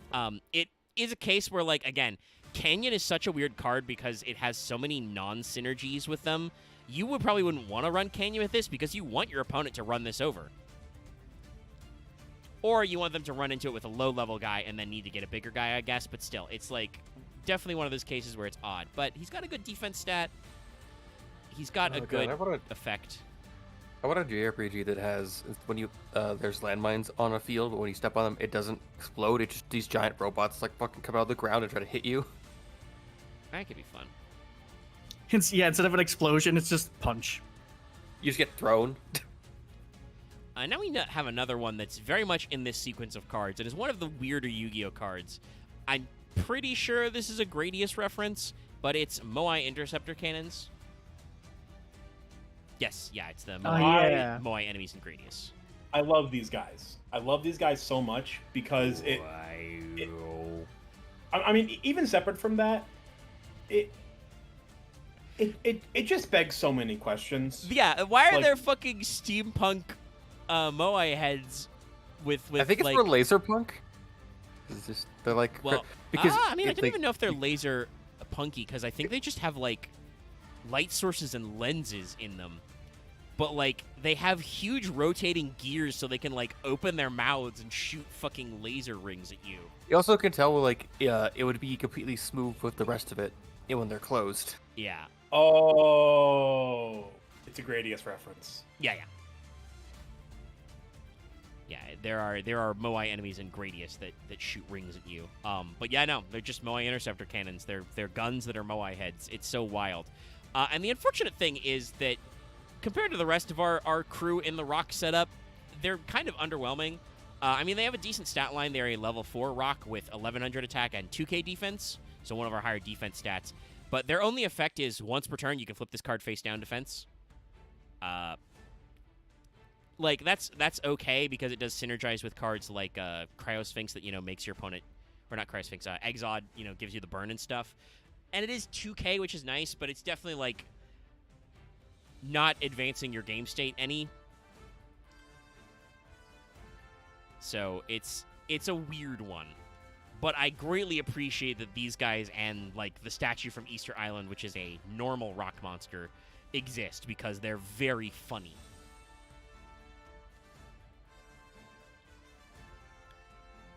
And then... Okay. Yeah, what's up? I had to do some settings and I'm like, I unmuted the stream. I can't hear anything. Go to a different tab. Can't hear anything. For some reason, it really wants to put all the outlets or output into the microphone. Or it'll do that. Configs are weird like that. That's the fun of setting up a new audio source where your computer goes like, oh, you want everything to be on this new thing you plugged in, right? Like you want this to be everything, right? Like, yeah, sure, this microphone technically does have an head jack, but I don't want everything to go through there. No, you want everything to go through this. You just plugged it in, so that's what you want. Anyway, so yeah, sorry about that. I was just like, can't hear shit. That's how it be sometimes. That's And Yeah, we're just talking about Moai heads. So let's talk about a card who, again, some of you may not recognize. This card's name is Sandmoth. Sendomosu. And do be assured, chat, this is a rock. I would never steer you wrong by putting a non-rock monster on the rock episode. I mean, clearly, this is sand type. But yeah, it's just a fucked up, weird little guy. And I don't know what's up, but he's got the Dune popcorn bucket, and he's got bone spikes. And he is Gary of Sand.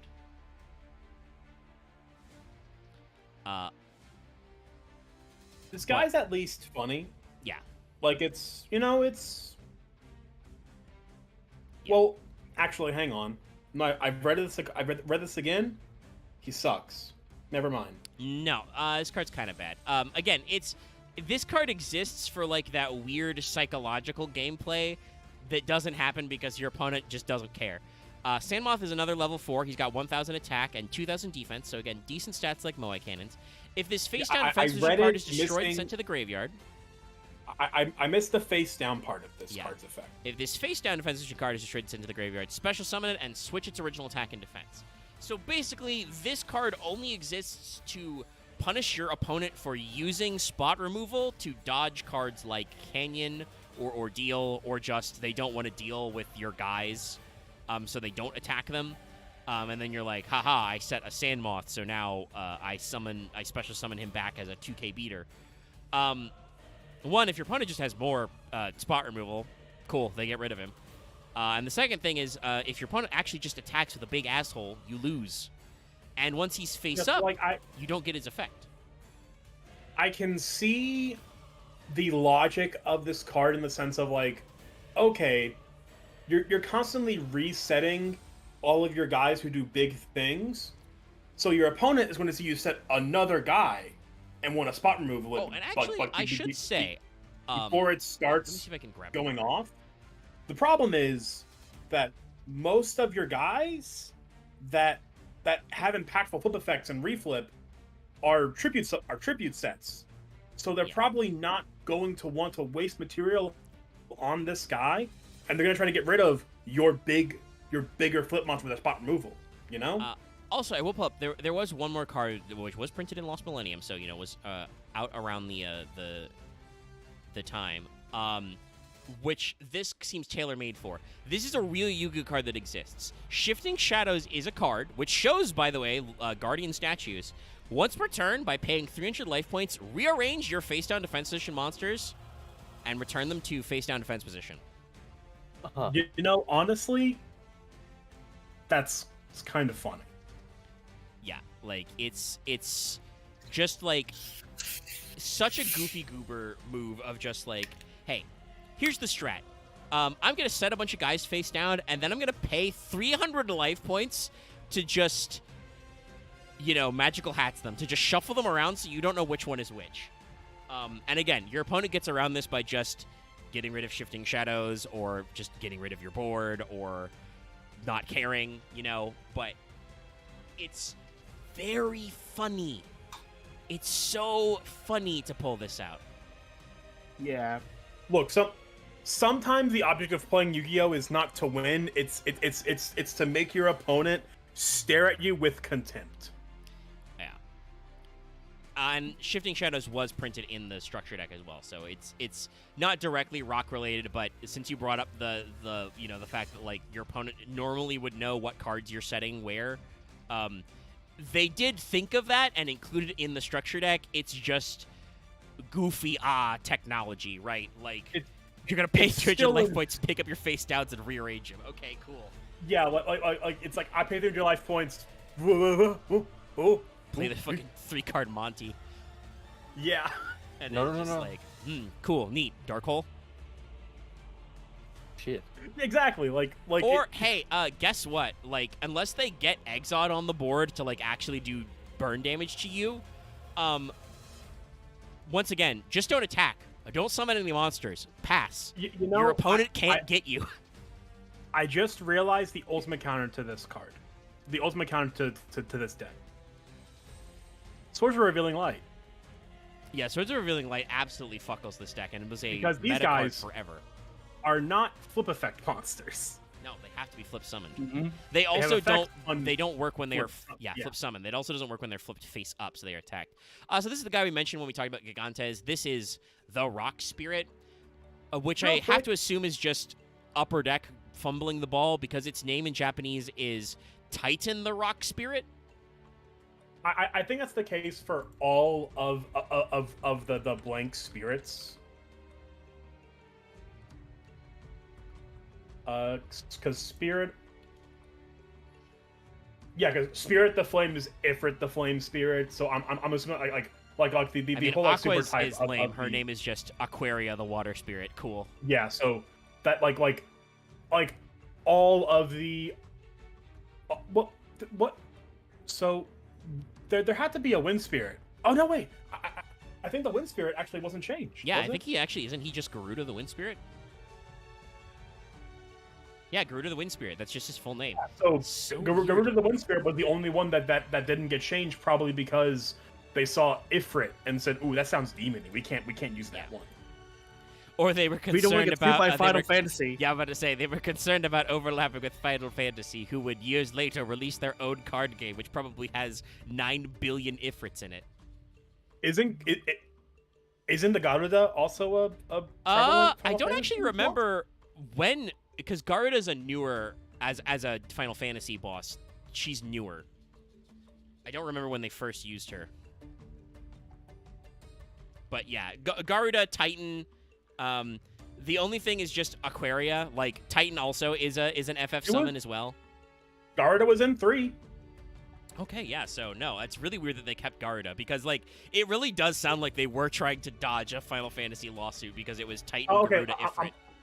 It was 3, then she disappeared until 7. So it probably was just like she like it was like 3, 7, 9, 10, and then like 7, then everyone else. Yeah. Like it was around forever after. And like I said, I think actually Aqua Spirit's name is better than Aquaria the Water Spirit because that's just Water the Water Spirit.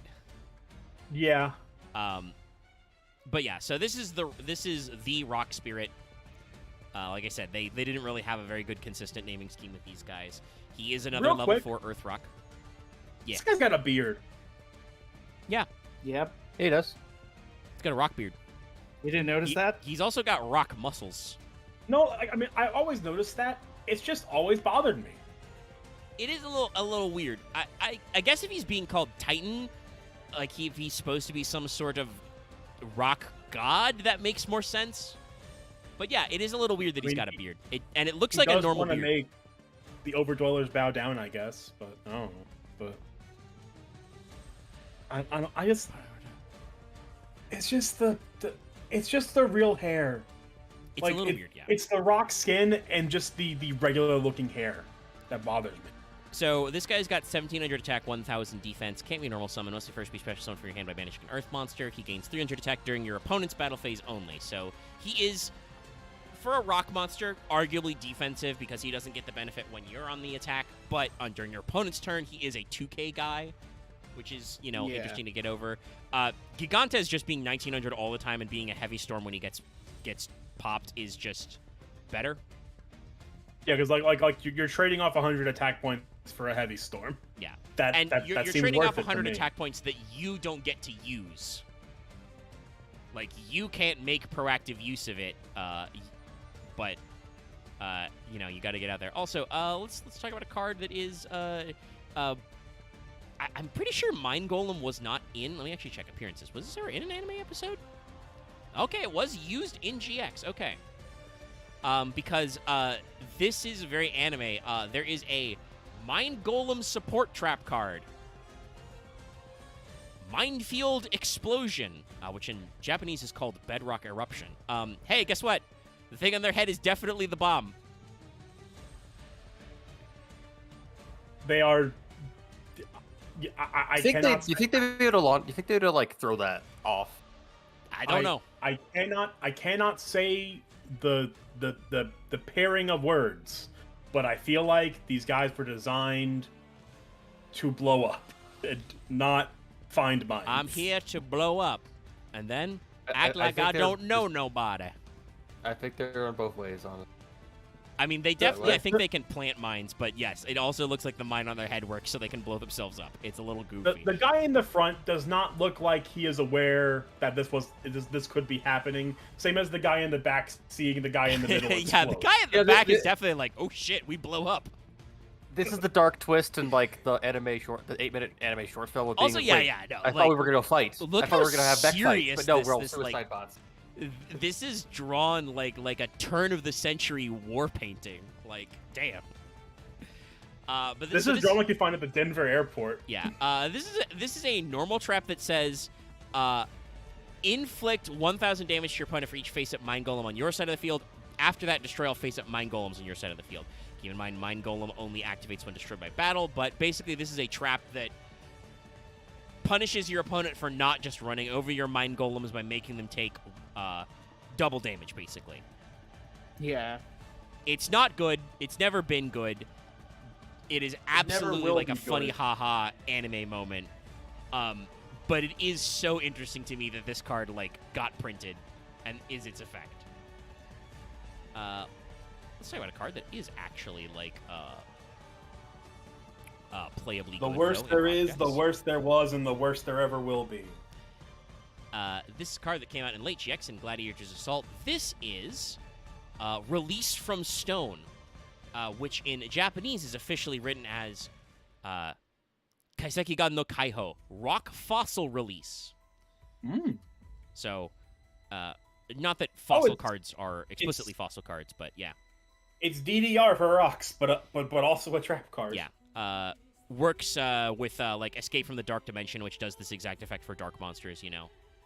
Shit like that. But yeah, so Release from minimalist but very pretty. This does look like the same canyon from Canyon. So that's nice continuity. But this is a continuous trap that just says target one of your banished rock monsters, special summon it. When this card leaves the field, destroy that monster. When that monster is destroyed, destroy this card. So it is like Call of the Haunted in that it will stick around if you do something else to that guy.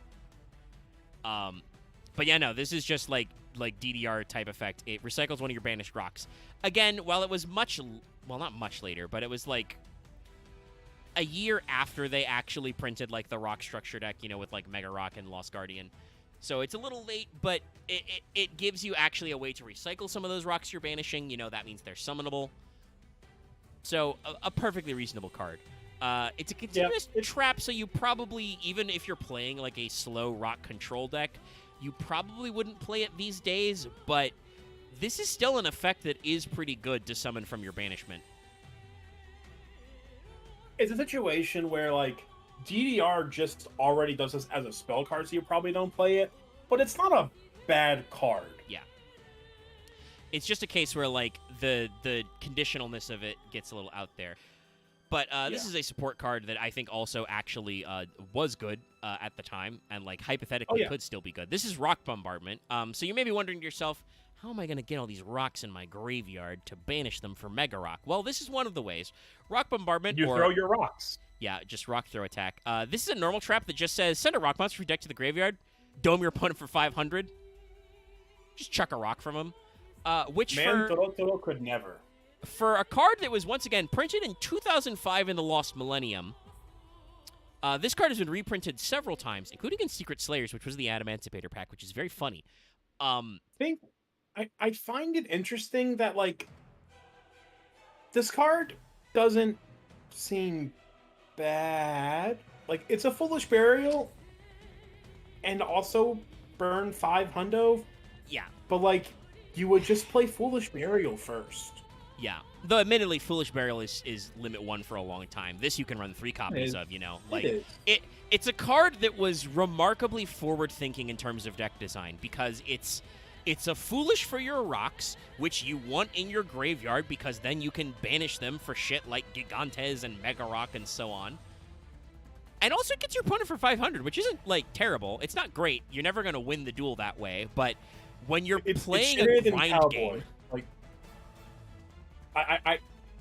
I feel like Gaga Cowboy will forever be the benchmark for burn for game effects, you know?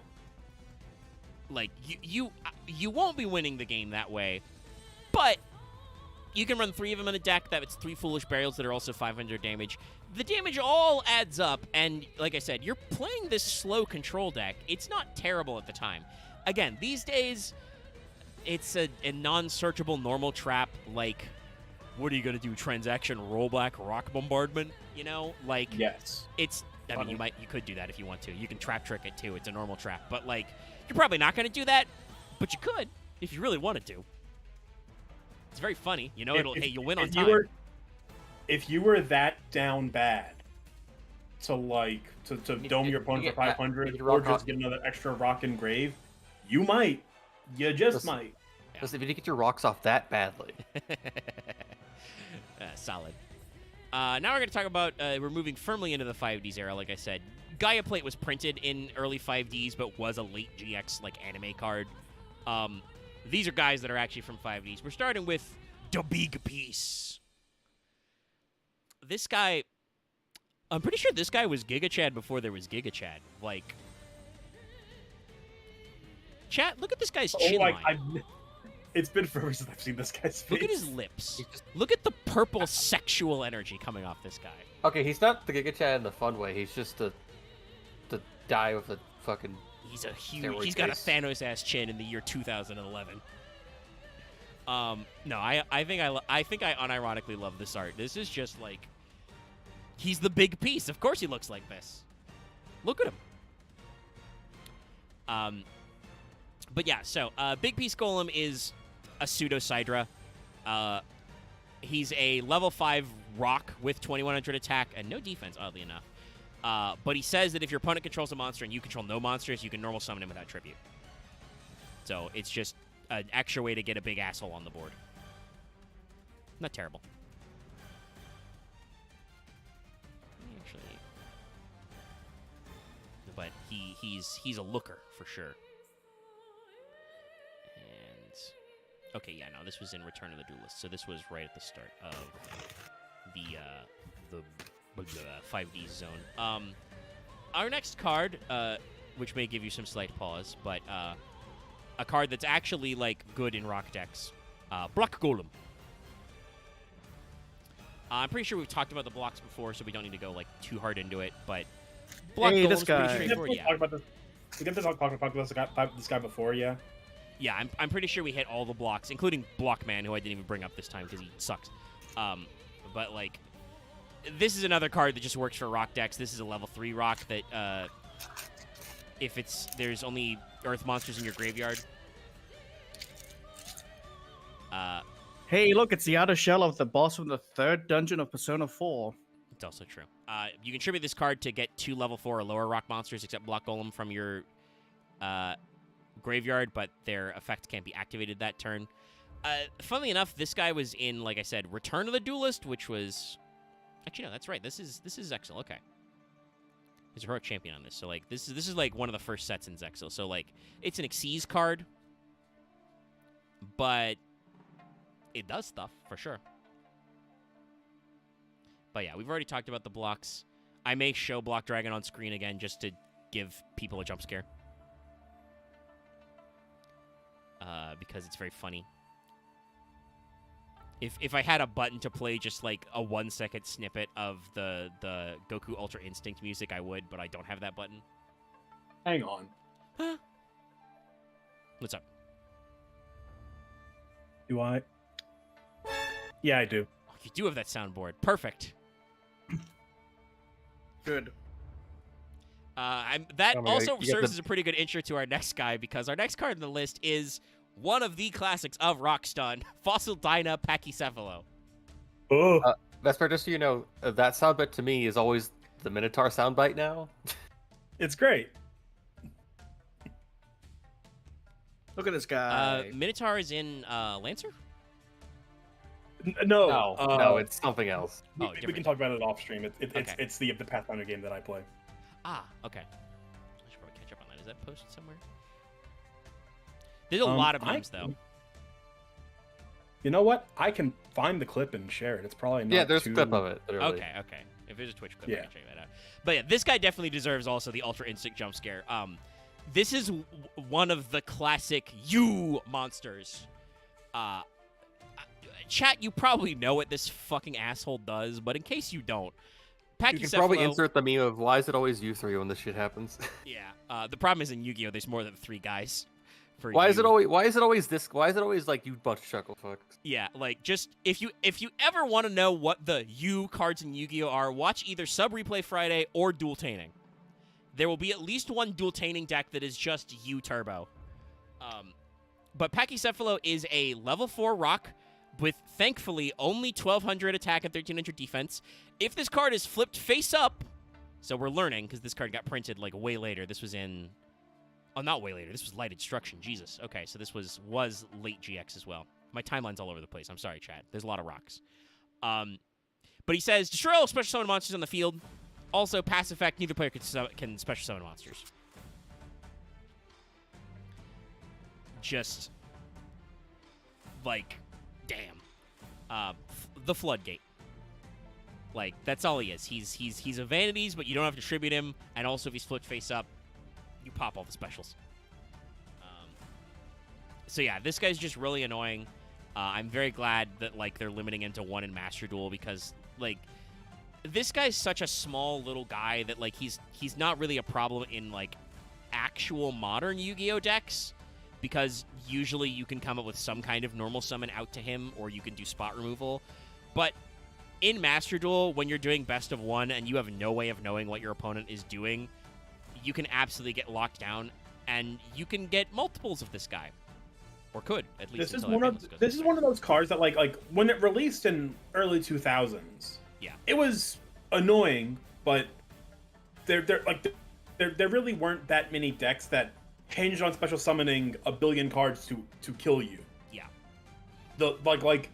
as the game progressed, this card became more just more and more of just like one of those cards that just was jammed in stun decks. Like, you know, like I will be fully honest.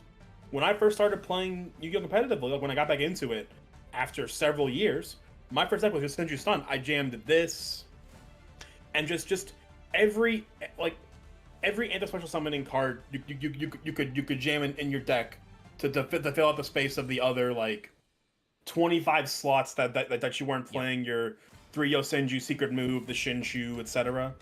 And Zed just brought up in chat one of the things that is very annoying in Master Duel as well is pairing this with Moon Mirror Shield, so you can't run over it. You have to use back row or front row removal. Like it just becomes a really annoying guy. And there's other ways to do that. And it's actually funny to bring up talking about like getting into the game to play like controller stun. I linked this in the Fail Portrayal chat earlier when I started. I just so happened to listen to an episode of Shonen Flop, which is a podcast on YouTube that talks about Shonen Jump mangas that were usually canceled or failed in some way. Some of them were just the author quit early, but usually Shonen they got Flop canceled.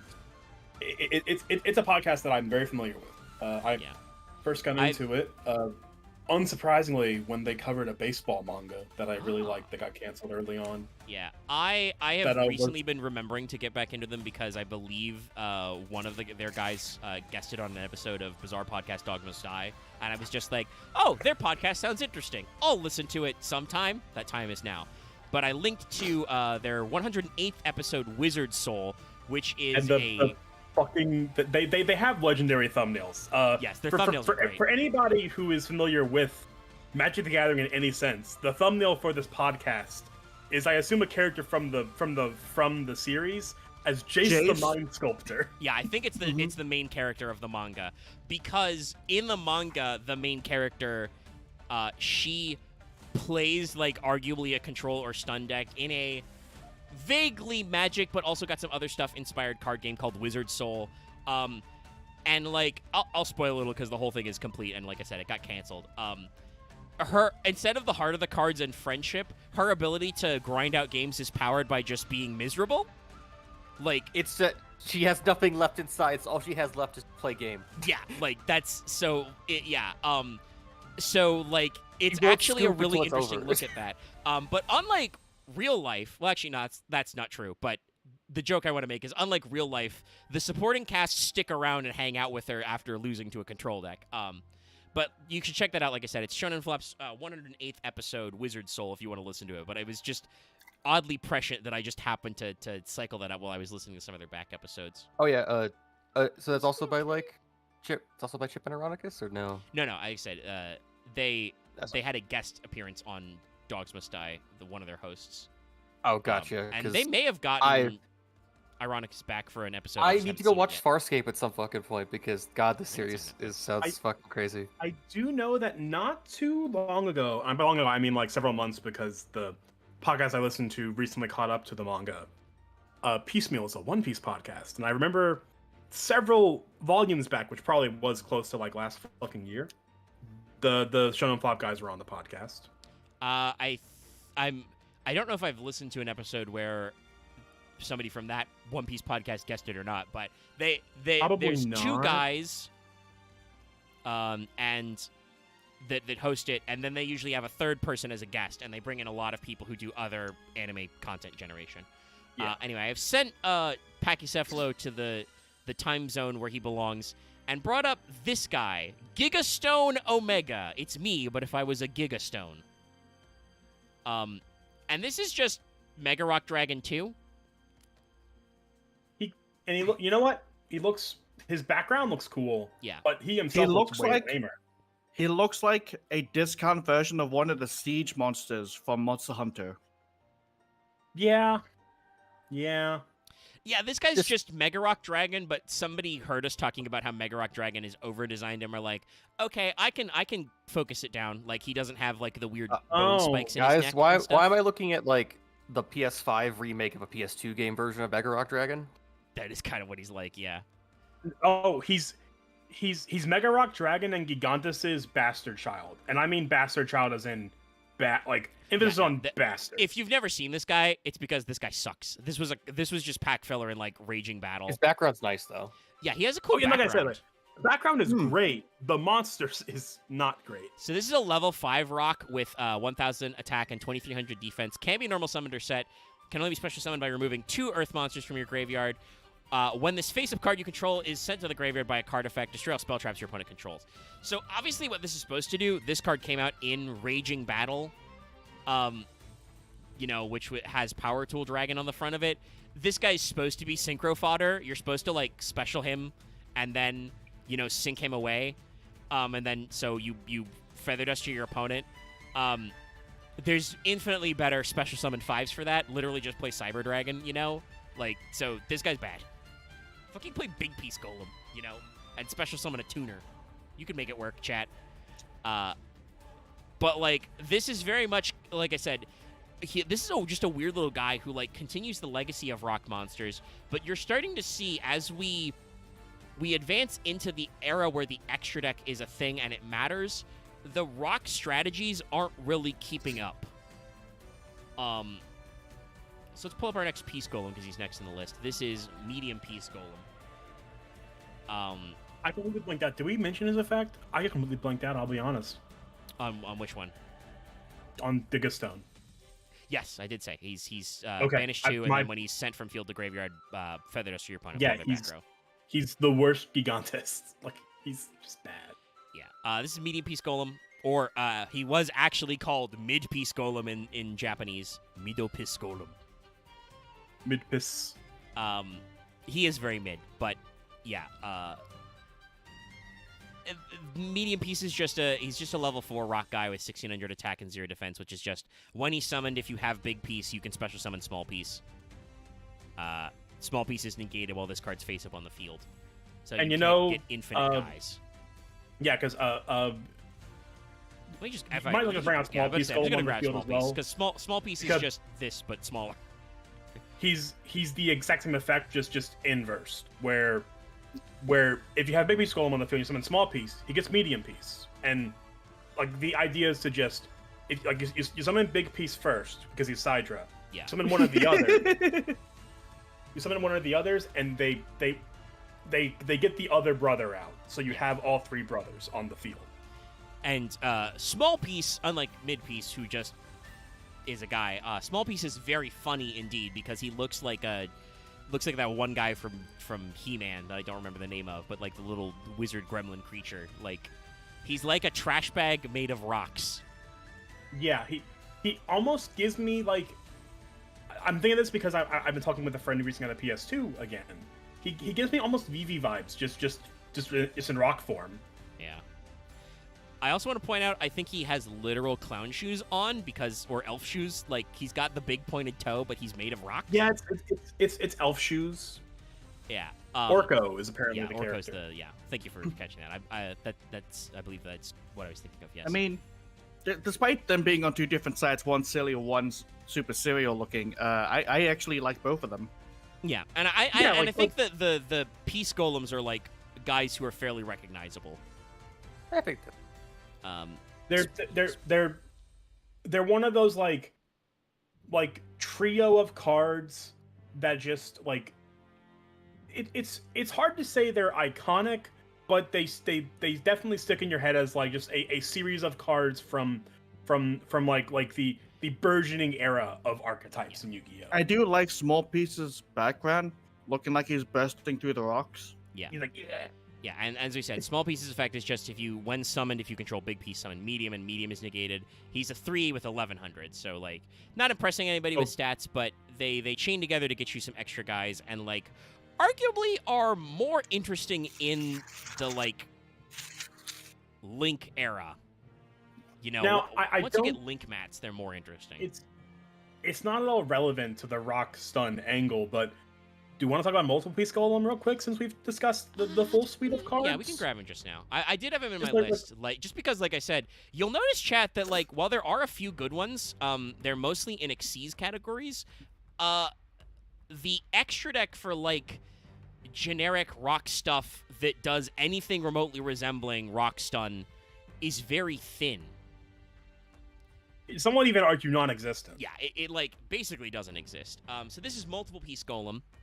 This is a Earth Rock Fusion, level 7. He's 2600 attack, 1500 defense. He is specifically Big Piece and Medium Piece. Small Piece get fucked, I guess. I do like the scaling to your 500 attack from small, medium, big to multiple. Yeah. No, it's a good row. And then this card says, at the end of the battle phase, if this card attacked or was attacked, you can return it to the extra deck. If all fusion materials that were used for its fusion summoner in your graveyard, you can special summon them. So basically, you can fuse to make a bigger guy, punch, and then get a free defusion at the end of the battle phase, which may And be useful for doing all that stuff. if you are playing multiple small piece golem, you can even get another small piece golem because you would summon big piece and medium piece. They would hit the board. The medium piece is like a trigger, getting small piece. So you could very well like OTK chain with these guys in an insane world. And I think the primary thing is that you can use them for synchro plays after you've used them for like an attack clear, because you get guys with stats back on. Yeah. But yeah, like I said, this is the era where rocks get a lot weirder, but there are still a few weird guys who are like feel like they're doing some of the rock synergy but don't. Jack Atlas played the golems? No, he did not. You're lying to me. No, I thought he did actually like 1 or 2 duels. I could see it as a Jack Atlas. Because I remember him playing next to like the Twin Silver Marauder. I mean, I remember them being in 5Ds. I don't remember Jack Atlas playing them. Well, it's because it's early on. So here we're talking about another guy that's just like absolutely no idea why the fuck this guy exists. This is Power Giant. He is a rock. Yeah. And yes, he looks like he's the Megazord from a rock and crystal themed Sentai series. You know, normally we go for like animals, or maybe you might get some like a beetle thing. That's a thing they do in Japan. This is clearly when collecting rocks was the fad for kids. Honestly, that's Kira Major, which is actually one that came out like a year or two, which is like 2-3 years ago. Yeah, that Major was a little while back, but recent. It wasn't that far away. It was like I mean, definitely would be after Power Giant. Sorry, here that guy was 2010. So unless it's nearly 15 years old. But yeah, Power Giant Major, is a very weird guy. Yeah, Kira Major was 2020-21. Interesting. So Power Giant is definitely another card that's like, we're trying to figure out how to make special summon plays for synchro work. He's normally a level 6 rock with 2200 attack and 0 defense. You can special summon him from your hand by sending a level 4 or lower monster from your hand to the graveyard. If you do, decrease this card's level by the level of that monster. If this card attacks or is attacked until the end of the damage step, any effect damage you take becomes 0. That is very clearly for some anime bullshit. That last effect, it's not on this card. It's the bonus effect. I do not dislike the level fixing effect on this guy. You know, like it's like it's not perfect, but a 2200 free body, that can level fix for synchro plays seems decent enough for 2010. Now, Vesper, hold on to your hat. I checked the appearances tab. Do you want to know who used this card? If you say Jack Atlas, I'm leaving. Well, pack your bags, buddy. In episode 105, Jack Atlas uses this card in a turbo duel against Nicholas. It's only in turbo duels. Red Dragon. There he goes. He's been defeated. No, wait. I should tell you shouldn't have left. Just eat your shoes. It's equivalent. No. Okay, all right. We'll see if Vesper decides to come back after all. Yeah, no.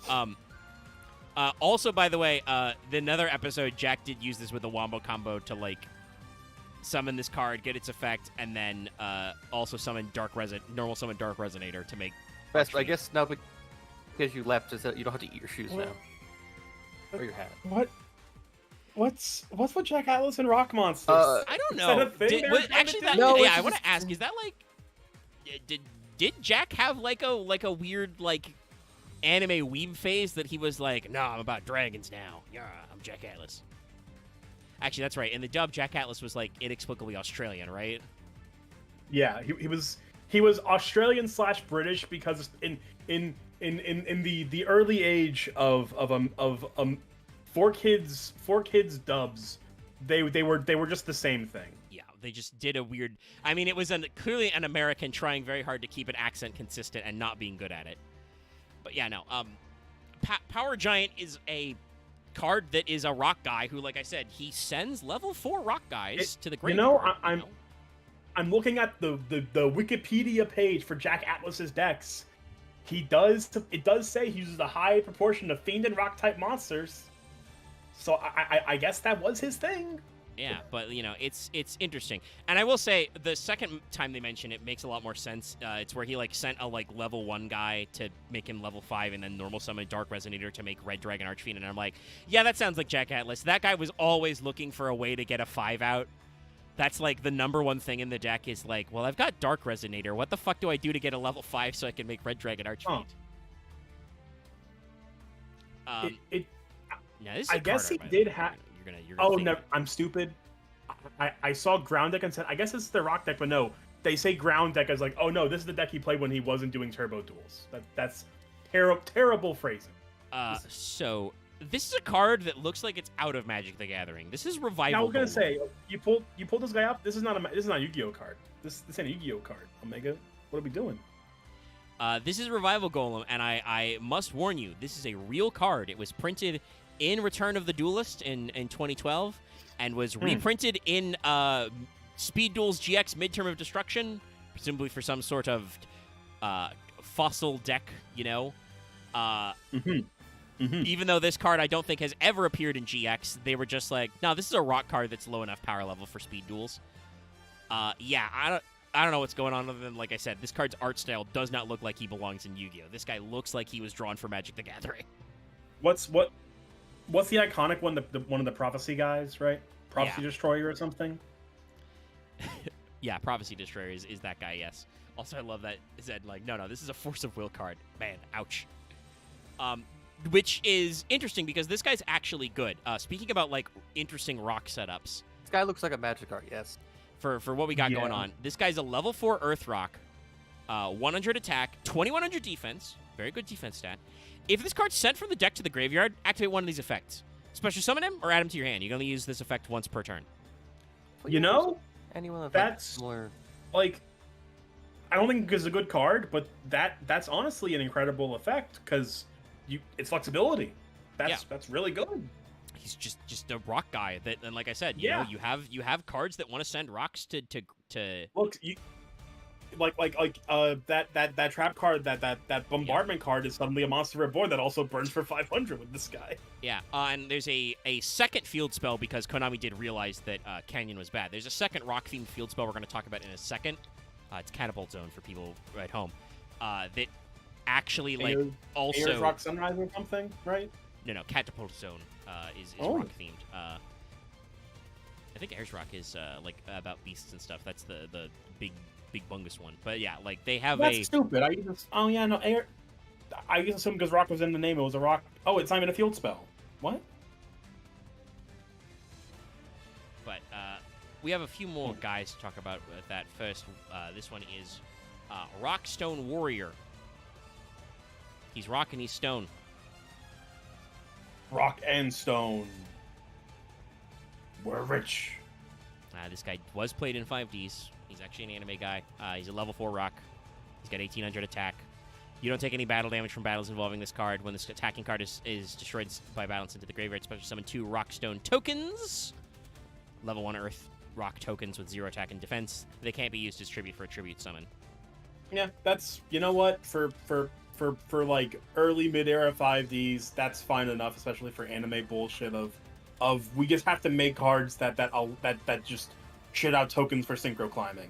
Like, just make cards that allow people to synchro summon. Who cares? And then, because we're slightly all over the place with the extra deck, but there are a couple of key rock-type extra guys that were printed early in the, we leave the 5Ds into early Zexal. The first is, again, don't know why this guy exists, but we did him. Giant Soldier of Steel. It's Giant Soldier of Stone, but now he's metal. Yeah, there he is. He's extra hard now. Isn't he way more shitter too? He is kind of crappy, he's an Xyz monster, so he's probably going to be better than the original just shit-ass vanilla. No offense to Giant Soldier of Stone. Kind of. We'll talk about it in a sec. Art-wise, also, I do want to say, I don't think I like this guy. Like, we're trying to do like a metal update to Giant Soldier of Stone, and I'm just like, I don't know, man. He's steel, I think I guess. fine. It's just the problem of trying to refresh a card who's 20 years old, or at this point I guess 15. So it's like you're dealing with a card art that was not designed from this era. Yeah. So this is a rank 3 Earth Rock Xyz. Got 1300 attack and 2000 defense, so its stats are the exact same as Giant Soldier of Stone.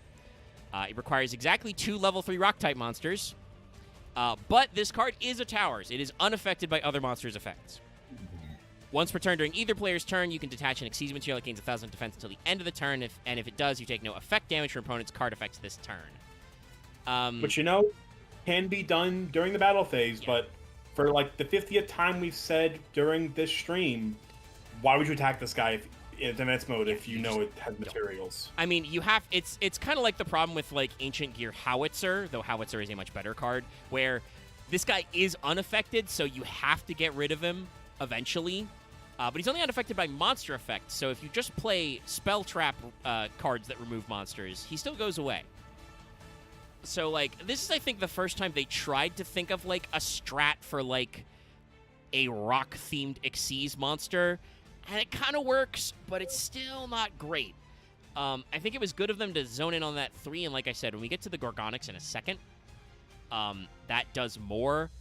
But, yeah, for a first attempt, I can't fault them for trying to do something funny, because you know what, like for a guy who just sits there, he has decent effects of like just being able to stop effect damage. You know what? Sure, like that, because he's unaffected. He's a rank 3 who's like a 3k wall, which is not terrible. In the hypothetical mind space, if you're playing Rock Stun, your opponent can't really do battle damage to you, so they have to win through effect damage, right? So I can see the logic of making a guy for Rock Stun that just negates effect damage for the turn. And you never know. Like I said, I've watched plenty of Master Roulette and Master Saga. I think actually, no, it was the Return to Master Roulette where it happened. I was trying to remember if it was this or Jank, Master of Jank. But there was literally a moment where Doug did something, and then NBT was like, "Hey, buddy," and then Doug was like, "What secret effect?" Like there was just a third or second effect that guy did that he didn't realize. Surprise mechanic. Yes, there was a surprise mechanic. So like sometimes your opponent may not read a card. They may not realize that you can do that on either player's turn to detach, because it doesn't say quick effect on the card. It's just I can't explain it, but effect. I enjoy the dumb thing of surprise mechanic. Yeah. Sure. There was another. No, go ahead. Especially at the point we reached in Yu-Gi-Oh, where like we joke about it, like there is a problem with Hexplode with some cards, especially with some cards. So it's like you are forced to like to glance to like skim these cards, like to figure out like trying to parse this card out as fast as possible. Yeah, basically. And like I said, Giant Soldier of Steel doesn't say quick effect, so you might not realize he can do it, but he can. There was another one that was printed, I think, a little after. Let me see. Look at this dude. Giant Soldier of Steel was... Yeah, this is Soul of Silver Mountain. Giant Soldier of Steel was... Yeah, there we go. Abyss This Rising. dude rocks. He's cool. Yeah, Soul of Silver Mountain is a real cool guy. He looks like a little different than Yu-Gi-Oh's usual art style, but not like in a he belongs in a different card game way, but in just like, oh, that guy's sick. I remember this guy. He's big. And I feel like he still is in a way, but like he's just one of those like, if you get him in rank 3, you jam this guy in your deck if you have the space, because you know what, he does things. Yeah. So Soul of Silver Mountain is another Earth Rock rank 3. He's got 1800 attack and 2200 defense, so very strong stat line. And also is more generic than Soldier of Steel is. He's just 2 level 3 Earth monsters, so any Earth deck can play this if you can make 3s. Once per turn, you can attach an Xyz material, target a set card in your opponent's spell and trap zone. Can't be activated while this card's face up on the field. It's Trickstar Light Stage, but forever. Fuck you. Fuck you, Spider-Man. And then the second is, if this card destroys an opponent's monster by battle while it has Xyz material, target Earth monster in your graveyard, special summon that bitch in face-up defense position. Like, just get Earths back. So you're just making me think of that fucking commercial. It's just, fuck you, Spider-Man. Fuck you, Spider-Man. Yeah. So Solo Silver Mountain is a really good rank 3. And, like, again, if you're playing in the Xyz era, if you're playing against an opponent who's also on, like, a rank 3 strat or something, 1800 is not an inconceivably bad attack stat. You might be able to sneak in some hits. Like, it's not ideal, but it's workable, and it will get you extension. And also, he just makes it so, like, if your opponent can't activate, you know, a back row, they're just stuck with it forever until this guy goes away. Like, very, very solid attempt. And still kind of stun-like, you know? Like, we're still doing control shit. And we've still realized that, like, rank 3 is a good axis. But we're not quite there yet. And then we have a couple spell traps I want to bring up very briefly that I believe were introduced around this time. Yeah, this one was in Abyss Rising with... this also came out at the same time as Giant Soldier of Steel, who I think is actually the guy on this card. But it's... You've seen it. It's Attack the Moon! Exclamation point. The iconic... The GOAT. Yeah. I don't think this card has ever done anything, but it's funny. Yes. This is just a card they made to justify the anime rule, even though, at least in Japanese, Duelist Kingdom was done under special rules anyway. I do like this card's name in Japanese better, but obviously then it wouldn't be an anime reference if it was called Moon Scraper. But it sounds cooler. It honestly wouldn't surprise me if that was what Yami said when Giant Soldier of Stone moved to attack mode. It would not surprise me. But basically, Attack the Moon just says, once per turn when the battle position of a rock monster you control is changed, target spell trap your opponent controls, destroy it. So technically, for the old school, like, rock flip, you know, for stunning decks and for the bouncing, technically that happens, right? You flip summon them to get their effect, then you set them face down. It is a soft once per turn, but this would turn that into a, you know, spot removal for spell traps. It's okay, but no... This card came out, like I said, in 2012. At this point, the rock, like, control style, like, flipping your monsters back and forth, has become too slow. That strategy is too slow to actually do anything, though it is obviously, I think, with extra deck monsters like Synchros and Xyz, like, way more punishing to get, like, Guardian Sphinxed for all your marbles, you know? Because you have to invest way more in monsters, but way slower and less likely to pull off because it's much more likely that your opponent's Synchro monsters are just going to fucking flatten Guardian Sphinx. So, like, I appreciate the attempt, but too little, too late kind of stuff. Just a cute little reference, though. But this card my brain goes as a reference to Book of Moon. I don't know. I mean, like, I don't know why they decided to make it flipping. I guess, like, in the anime, Yami does say, like, I'm gonna flip my, you know, I've put a mystical moon on the field, and now I'm gonna flip my Giant Soldier of Stone to attack position. And, you know, Mako Tsunami is like, what? My monsters are still in the ocean. Haha, joke's on you. I'll have my Giant Soldier of Stone attack my own mystical moon, which is an equipped spell attached to my Silver Fang, by the way.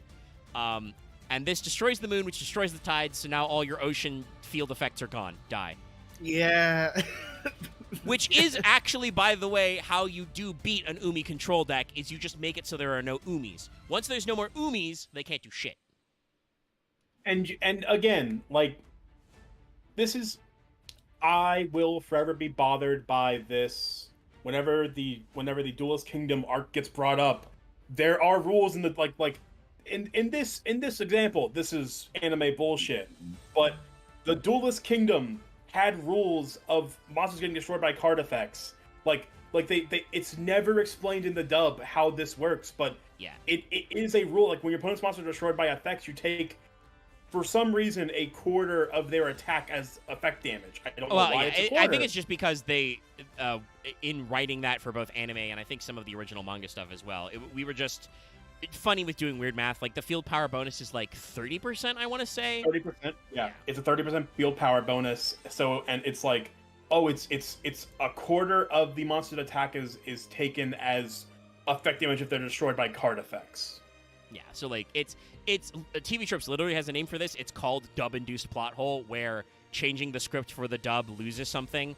I think a lot of Yugi boomers just don't understand that Duelist Kingdom was supposed to be played under special rules. Having gone back and at least watched that season a couple of times in the sub, this is why Pegasus speaks to Weevil, to Inzektor Haga. Yeah, like, because he's giving him the secret rules ahead of time. It's also how Weevil is like so smug and like, ah, hey, Yugi, Yeah. I knew all about these rules, and that's why I brought you to this forest. Yeah, because he knows about the field power bonus and shit like that, you know. But yeah, so this is Catapult Zone, or Rock Throw Area, its little name in the OCG. It's kind of like a callback to, I think, like Throwstone Unit, which was actually a Warrior Toolbox card, but this is very clearly still the castle from Rock Bombardment, just farther away. So that's, like, cute. This is still a rock card, by the way, though. This is not a warrior card, and is not related to, like, the castle walls or tyrant's throws or anything like that. This is a field spell that says, once per turn, if a monster you control would be destroyed by battle, send a rock type from your deck to your graveyard instead. For a simple one-line field spell released again in Return of the Duelist, that's when we remembered rocks exist. Not bad. This is another thing that's Good. I like this is just like the zoom out shot from Rock Bombardment. Yes, that is a cool effect. I like the art. And for a card effect, like, I wish even in 2012 it just said once per turn of a monster you control will be destroyed, send a rock type instead, because it's still a once, you know. But like, we're trying, okay? Like, we've realized that, like, graveyard sending is good. That does a lot of stuff. This gives you protection, which is the thing that a shitload of your rock monsters in the traditional rock stuns and flips were missing. You know? But it's still, I feel like, a little on the too little too late kind of side.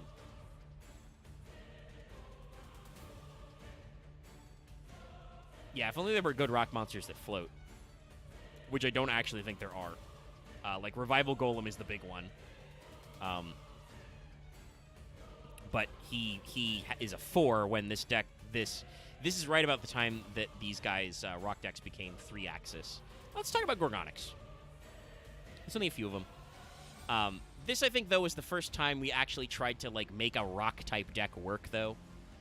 I will shorthand this. All of the Gorgonix are dark rocks, so I won't constantly be saying they're dark rocks, and also I believe all of them are level 3 because they're a rank 3 deck technically. Yep. But so Cerberus here is a level 3 with 1300 attack and 300 defense. When normal summoned, all rocks you control become level 3. And for like their Earth style of like drawing classical Greek monsters is like moving statue type things. Like, yeah, it's a little goofy, like they're a little cartoony, but I think it's a good effect. I like it. I don't know why Cerberus has bat ears, you know, but we'll deal with it. Because this was absolutely a Zexal anime deck, I think. Or at the very least was an engine they put out in late Zexal to go it out there. And like I said, I think this was in the anime and they had more cards. So Cerberus makes all your guys level 3s. Sorry, I removed Cerberus too fast. We're getting the next guy. It was used by Abyss and Rio while she was under the former's control, and Vector in his past life. Okay, all right. It was used by the guy who used Abyss Splash. Yeah. We got a little too lost to the sauce there, but yeah, okay. So it was an anime deck. This is Gorgonic Gargoyle. I started reading and I'm like, oh. Stop it. No. It does look like he just played he had a Gorgonic deck, but he just kind of played like 5 Gorgonic cards and inexplicably also managed to somehow summon a rank 5 monster in this Gorgonic deck. It does not explain how. Rank up magic, maybe? No. I don't see it. Weird. I mean, I guess I can see Gorgonic cards and there are some unit. rock 5s and 6s, like I said, but yeah. This is Gargoyle. I think Gargoyle is a little weird because it's just a snake, not a gargoyle. There probably would be a better name for it, but it's here. This actually, though, is just a good card. This is a dark, like you said, Dark Rock level 3. It's got 100 with, wow, I can't speak. We've been doing this for 2.5 hours, and I feel like I'm losing my mind. 1,000 attack, 800 defense, but its effect is when you normal summon a rock, you can special summon this card from your hand. Great card. Just free extension in rocks. Good. Just because I had this pulled up, for once, the anime version is worse than this card. It's only when Gorgonic monster or something can he special from the hand in the anime. Yeah, this I think was like, and like I said, this came out in the physical set in like late 5Ds. This was like Legacy of the Valiant. So like, let's see, you got. I forgot I muted myself. I was like, oh man, look at this guy. Yeah. Look at this dude. So the Gorgonics were released in, like I said, Legacy of the Valiant. That's 2 sets before Duelist Alliance, so we're in like the last 2 sets of Zexal. So Konami is learning. They know a little better now. They're like, okay, we can print anime niche cards, but if we make them too niche, shit doesn't work. So yeah, making them like generic Rock 3s because you already had Giant Soldier of Steel and Soul of Silver Mountain. Like, there's room out there for a rank 3 Rock deck. It's just that they didn't do it. I guess, I mean, you could combine these with the materia reactors we talked about earlier and, like, actually just play Giant Soldier of Stone as your level 3 vanilla. Also, chat was asking what rank 5 he summoned while I'm pulling up our next guy. Abyss Splash. No, I said this earlier. Okay. It was actually I mentioned it. Okay. Like, the guy's name is Abyss, so I just, like, his card, like, he legit just looks like Abyss, like the Abyss Splash card. I'm going to post a photo of him in the Portrayal. He really just looks like Abyss Splash if he was a person. Why did this guy play Gorgonics? What the fuck is that? It's Abyss Zexal Splash. Bad guy. I hate it. Yeah. So this is Gorgonic Ghoul. This one kind of breaks the trend. This is a level 1 rock with 100.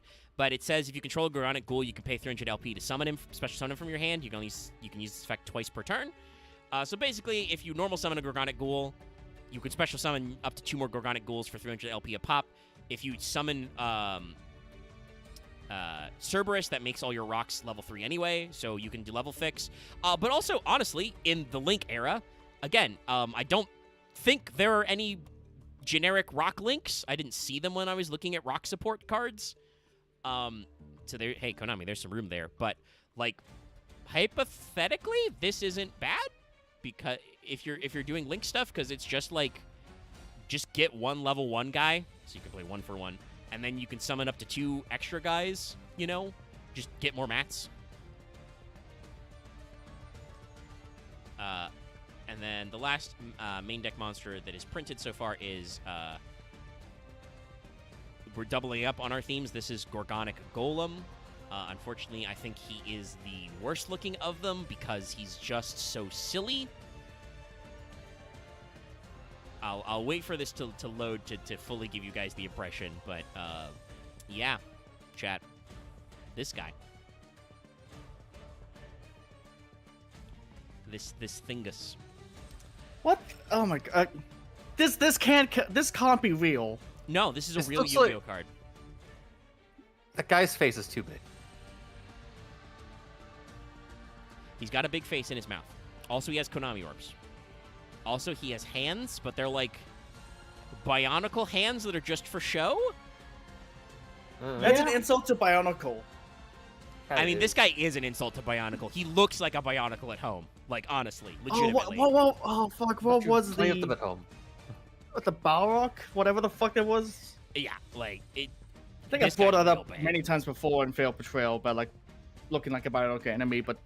Also, I want to say, this guy's very funny because I don't... Actually, no, I think this synergizes with a little with the Xyz, but, like, this guy's very funny. This is another one of the level 3 rocks. 1200 attack this time. If this card's destroyed by battle and sent to the graveyard, the attacker of the monster that destroyed it becomes 0. You can banish this card from your graveyard, target a set spell trap your opponent controls. It can't be activated this turn. Your opponent cannot activate the targeted card in response to this effect's activation. So, like, The Grave effect, okay. The being destroyed by battle effect to make the guy 0 a little slow. Feels more like a Reptilian effect, but I believe that works with their Xyz monster Guardian. Also has some zeroing out effects. But I like its graveyard effect, especially when we've, built up several cards that work with putting, rocks in graveyard. But here's your other big payoff to this archetype and the rest of this Rock 3 stuff. It's Gorgonic Guardian. You've seen it if we've talked about Rock decks before. This is a Dark Rock Xyz, rank 3, 1600 attack. Not a huge fan of the art. Got a weirdly angular face. That is actually like a fucking plastic. That is like an actual plastic model together. So I guess it's more like it. I think it's like it might be like actually more like metal pieces you put together because I know there's metal kits. It's supposed to be a rock, so I don't know if it's actually like metal or just like colored shiny. I don't like the hands; they're very weird and like asymmetrical. We've got like a weird dog mouth face, but also like a square for a nose. I'm very bothered by the. I don't know what to call it. Is it the snake rod? The rod of snakes? Yes. Yeah. Yeah, no, that's another thing I'm just thinking about. That's just weird. Why is it like that? Why is there a bar going through the center of her head? If it was just a snake sticking out of her head, it'd be one thing. But it's just like a it's a handlebar. It's weird. It's very odd. And again, we have a very feminine silhouette. We're super, super tiny waist, fat snake hips. The snake tail does not need to be that fat, actually. The snake, yes. But it's so weird. Don't show this to Twitch. It's very weird. They'll check a hissy fit. So this, like I said, is a rank 3, 1600 attack. It's 2 level 3 rock monsters. But it is once per turn during either player's turn, detach an Xyz material target face a monster opponent controls. Its attack becomes 0, its effects are negated. These effects last until the end of this turn. Once per turn, you can target a card with 0 attack on the field, or target a monster with 0 attack on the field, destroy it. Again, for payoff for a Rock 3s,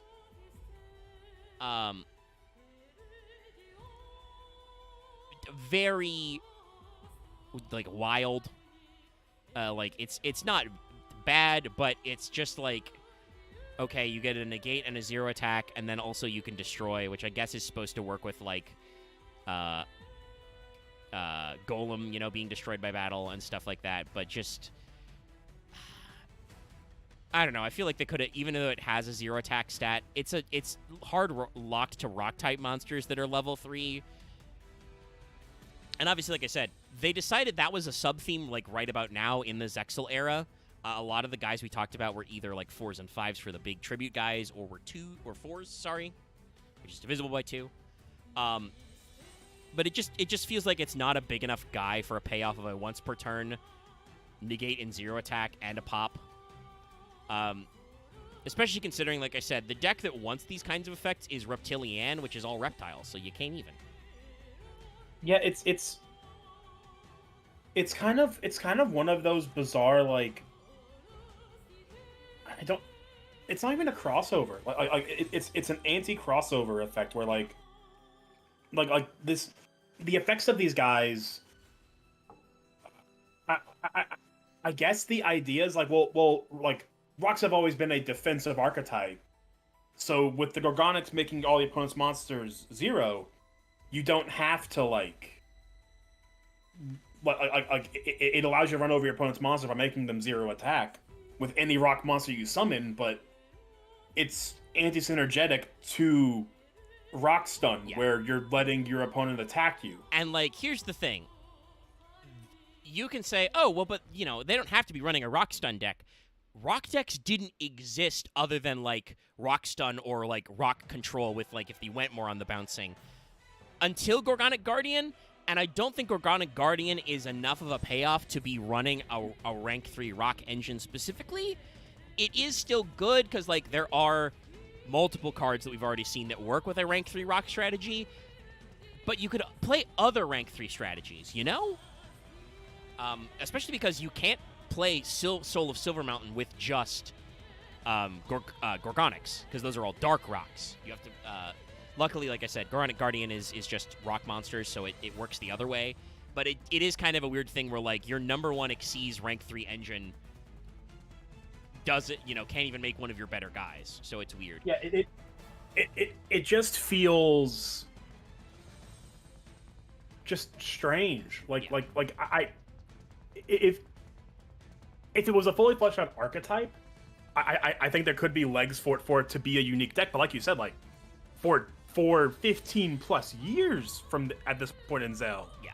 Rock's strategy was Rock Stun. Yeah. It was only ever Rock Stun. Yeah. The only Rock that ever existed was Rock Stun. And as brought Why up, would you like suddenly make an archetype? Gorgonic was like a one-off anime job deck, which is why there's only 4 main decks and 1 extra deck. But it's one of those things where, like, Konami is like starting to try and funnel rocks into a rank 3 strategy, but it's like, but that doesn't work with like any of the rock cards that have come out before. Like, rock decks were previously like, make a lot of guys, stall at your opponent, do like return to hand control, which is like honestly really nasty. Like, if you can pull off return to like constant bouncing, that can be really annoying and frustrating.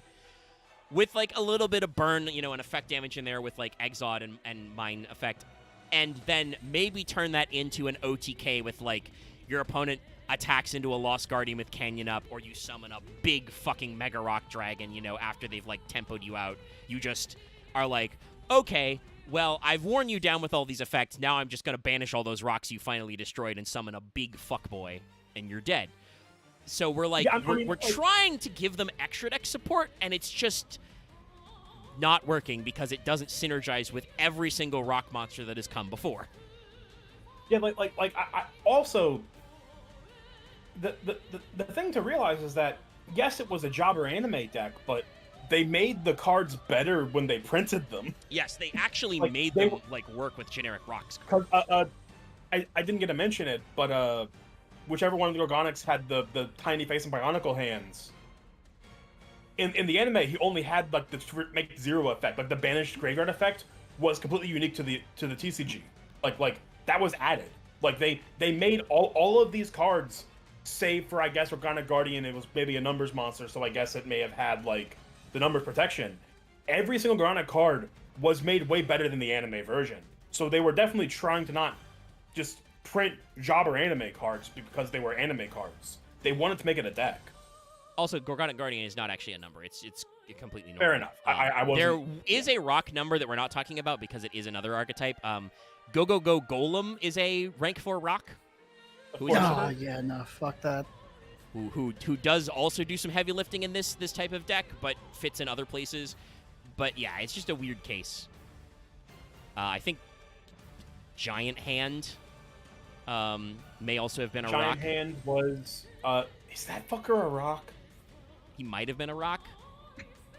That sounds right, because, like, he's a rock or a warrior, I guess. Either way. It's a Giant Hand, so who else would it be? This is also right around the time where Dark Side of Dimensions, the movie, came out, which had some more unnecessary retrains than others. This is Sentry Soldier of Stone. This is the hip modern redraw of Giant Soldier, which he's okay. He looks a lot more like a Gundam. It's an actual Soldier of Stone. Yeah. I have one problem with this guy. Yeah. Where are his sheaths? I mean, I don't think he ever lets go. No, but Soldier of Stone and Steel Soldier of Stone, the shoulder pads are sheaths for his blades. And I think they might still be for his shoulder knives, but his tomahawks, he's just freeballing, I think. Unless they fit into those, like, compartments on his legs? He just got two... Is it, like, meant to, like, magnetize to it or something? It could be. That's another thing we're not talking about. Magnet-related cards are also rock because Magnet Warriors are rocks. And there's a couple of weird Magnet spell traps that are machine or rock monsters. That were, like, that's a very different strategy for rocks. But, yeah, like... You may be wondering what this guy does. Not much, guys. He's a free body if you have a rock. Yeah, That's if it's the same stats, literally the same stats as Giant Soldier. If all monsters you control are rock minimum 1 while it's in your graveyard specifically, you can special him. This is good for trying to make that rank 3 rock stuff work. Yeah, it's good extension. Yeah. That's it, really. And like I think like what Yugi did in the movie, because this guy did actually get summoned in the movie, was like he had like a couple of them in his graveyard and like set or summoned the first one. So he just like summoned an extra 1 or 2 out of his graveyard to just make tribute fodder for something. It's been a while since I've seen Probably it. Dark Magician.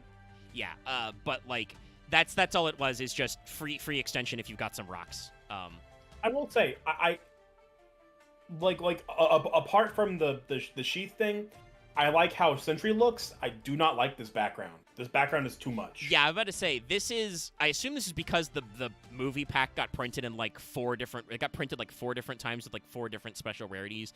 There was like a gold and a silver and a secret. So they did it this way so it would look funny in all the different foilings. I don't like the background. It's way too generic. He's like, I get that he's like bursting out of a rock to like transform, I think, but there's way too much like action sparks. It looks like this guy's really excited to show me he has 2 tomahawks now.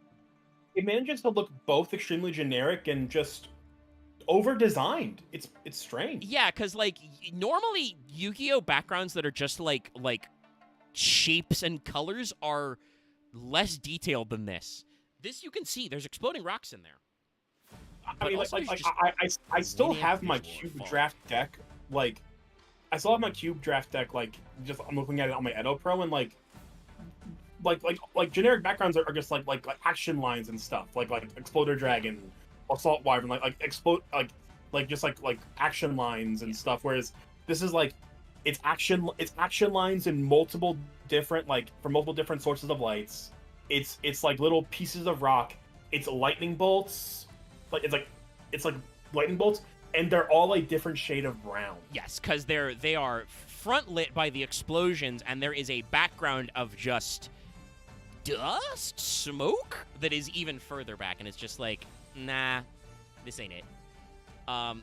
We're going to briefly mention that because this came out in the Dark Illusion around this time, which was full of retro cards. The big block dragon. This is when that came out in 2016. Yes, thank you.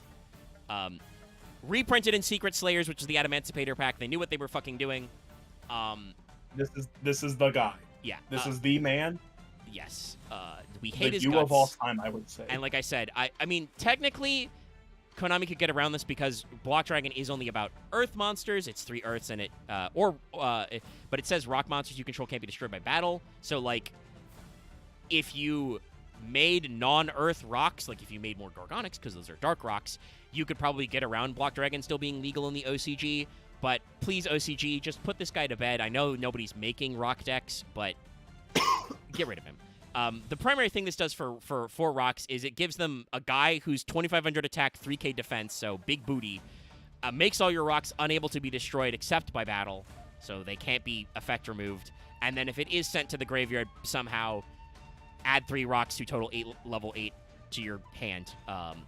So like this gave rock decks a big infusion of consistency and protection. The problem was that in 2016, as we said, like Konami was trying to transition out of rock stun as like being a deck, which is fair. At this point, stun decks are like very annoying, but we didn't actually give them a new trick. Unlike, I mentioned before, unlike Zombie World, unlike Endymion, we did not retrain the Invincible Fortress structure deck, so we didn't try and make like a generic rock deck.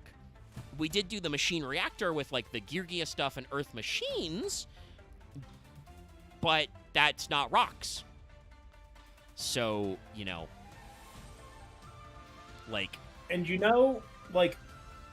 in a vacuum, we discussed the archetype before, so I'm not gonna get way too out in the weeds because we've talked about it. Yes. In length. Adamantipator was a totally new direction for rock monsters. An excavation deck, honestly, really cool concept to go for, to switch from rock stun to using a mechanic that just really was never utilized that much. Like there were always cards that excavated in Yu-Gi-Oh, like all the pot cards, but there was never an archetype that really centered around it. Yeah. So Adamantipator felt like a good direction. Unfortunately, Adamantipator is overshadowed by Block Tracker making Adamantipator perform nuclear fission. Yes, because they everyone's- make rock listen. synchros, which search negates and also do their own bounce shit, and then it just makes them all indestructible.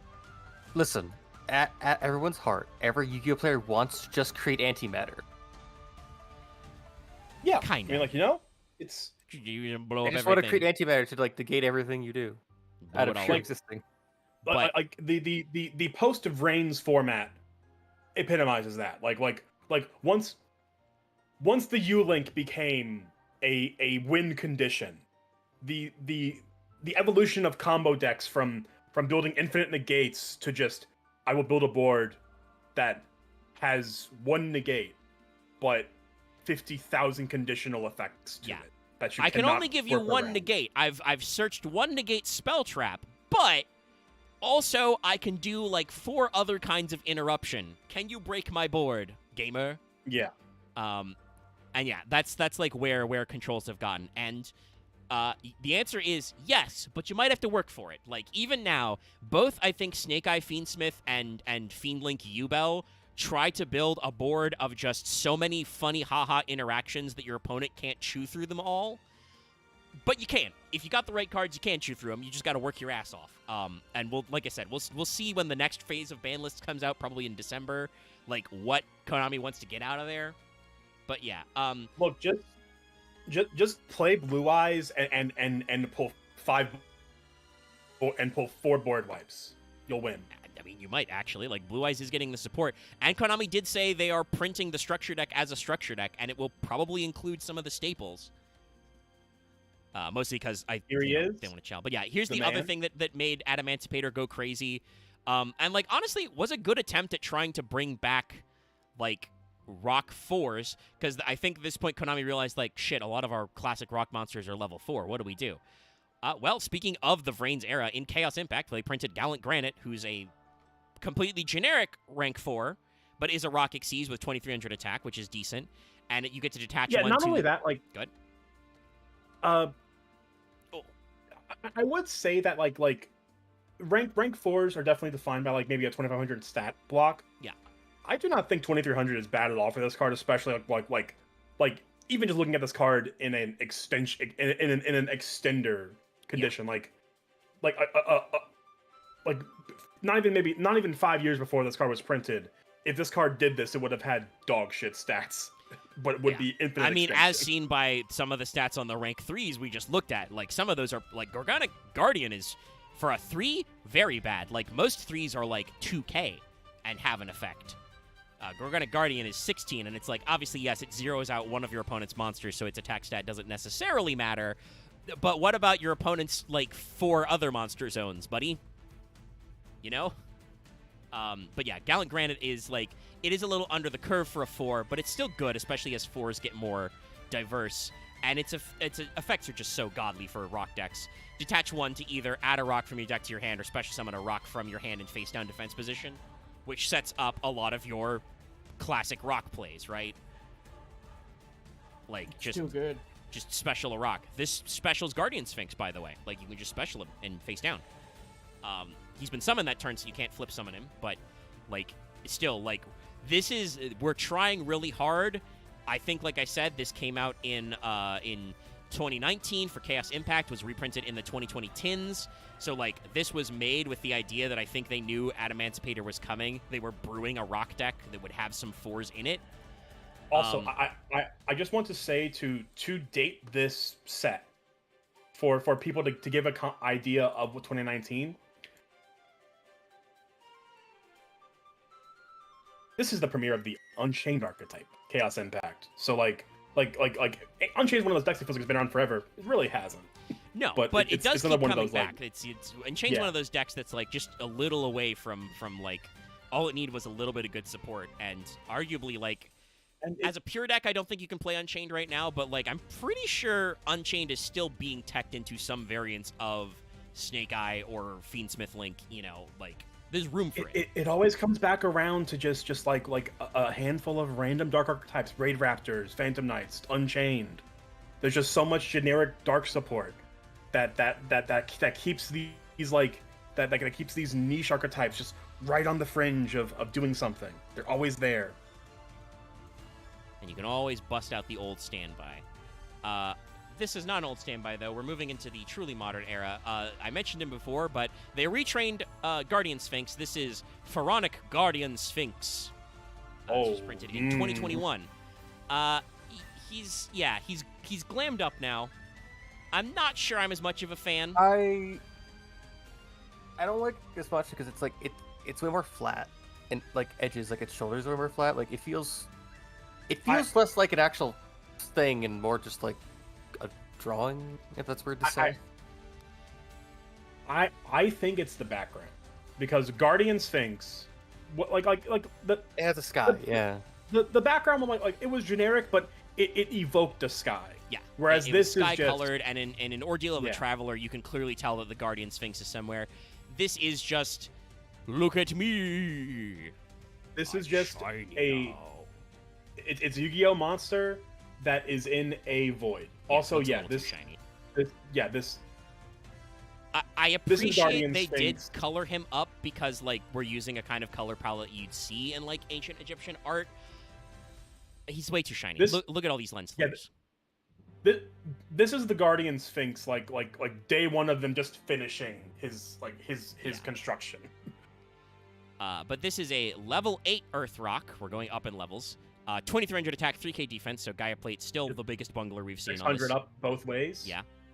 And got 3 more levels. Once per turn, you can change this card to face down defense position. You can only use one of the following effects, each of the following effects once per turn. If this card's flip summon, shuffle all monsters your opponent controls into the deck. We figured out how to make it even more annoying. And if this card in its owner's control is destroyed by an opponent's card, special summon one level 5 rock monster from your hand or deck and face down defense position, like Guardian Sphinx. Which is Guardian Sphinx. Yeah. Drowning Mirror Force is back to the deck, right? Spin? Yes. Yeah, spin him back. Yeah, so he goes from bouncing to spinning. Yeah. And he floats, which is nice. No inherent special summon condition, which is not, like, a deal breaker, because there are ways to special summon rocks. And, like, search them out, you know. But, you know, not the greatest, you know, with his stat line and stuff. I think the main thing this guy's missing is just that I don't think Lightning Overdrive had any more support for a rock-type deck in it. Like, this is a good way to, like, remix a classic Yu-Gi-Oh card, make him bigger, badder, beefier. Like, 3k defense, pretty good. You know, harder to run over. Can flip himself face down. If he's flipped summoned, shuffle back to deck. Can be very mean. And he floats. But I don't think there's just not enough support for rocks to, like, make him break out. And keep in mind, Lightning Overdrive, you mentioned before, that's all, like, the first chunk of War Rocks. That included several other side cards, like, you know, some of them were not the best. Like, that was also where Amazement, you know, Amaze Attractions were printed. To bring us back full circle, that's when Materia Vectors were first printed, right? Yes, I believe so, yeah. But, like... We had the joke about Materia Vectors and War Rocks.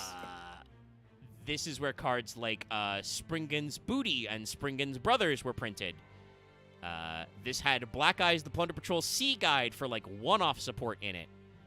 Dark Honest was in this set, you know, like, there was a lot of little one-off touches. Oh, God, this is when they printed Mu Beta Fafnir for Drytron also. Ugh. Tri-Brigade Bear Broom, you know, like, yeah, there's... For, like, singleton support for older decks, there are some much deeper cuts than Pharaonic Guardian. And they just didn't give him enough support, I think, to make him worthwhile. Like, I think if we could make the Guardian... If we could make rock-type Sphinx monsters... Actually, just make Sphinx monsters. Doesn't matter if they're beasts. I don't think you can even summon Thenian and... or Thaela and Andra without Pyramid of Light anyway. Yeah, they do explicitly need a Pyramid of Light on the field. Yeah, so don't even bother. If you wanted to make Sphinxes an archetype, which I think there is room for...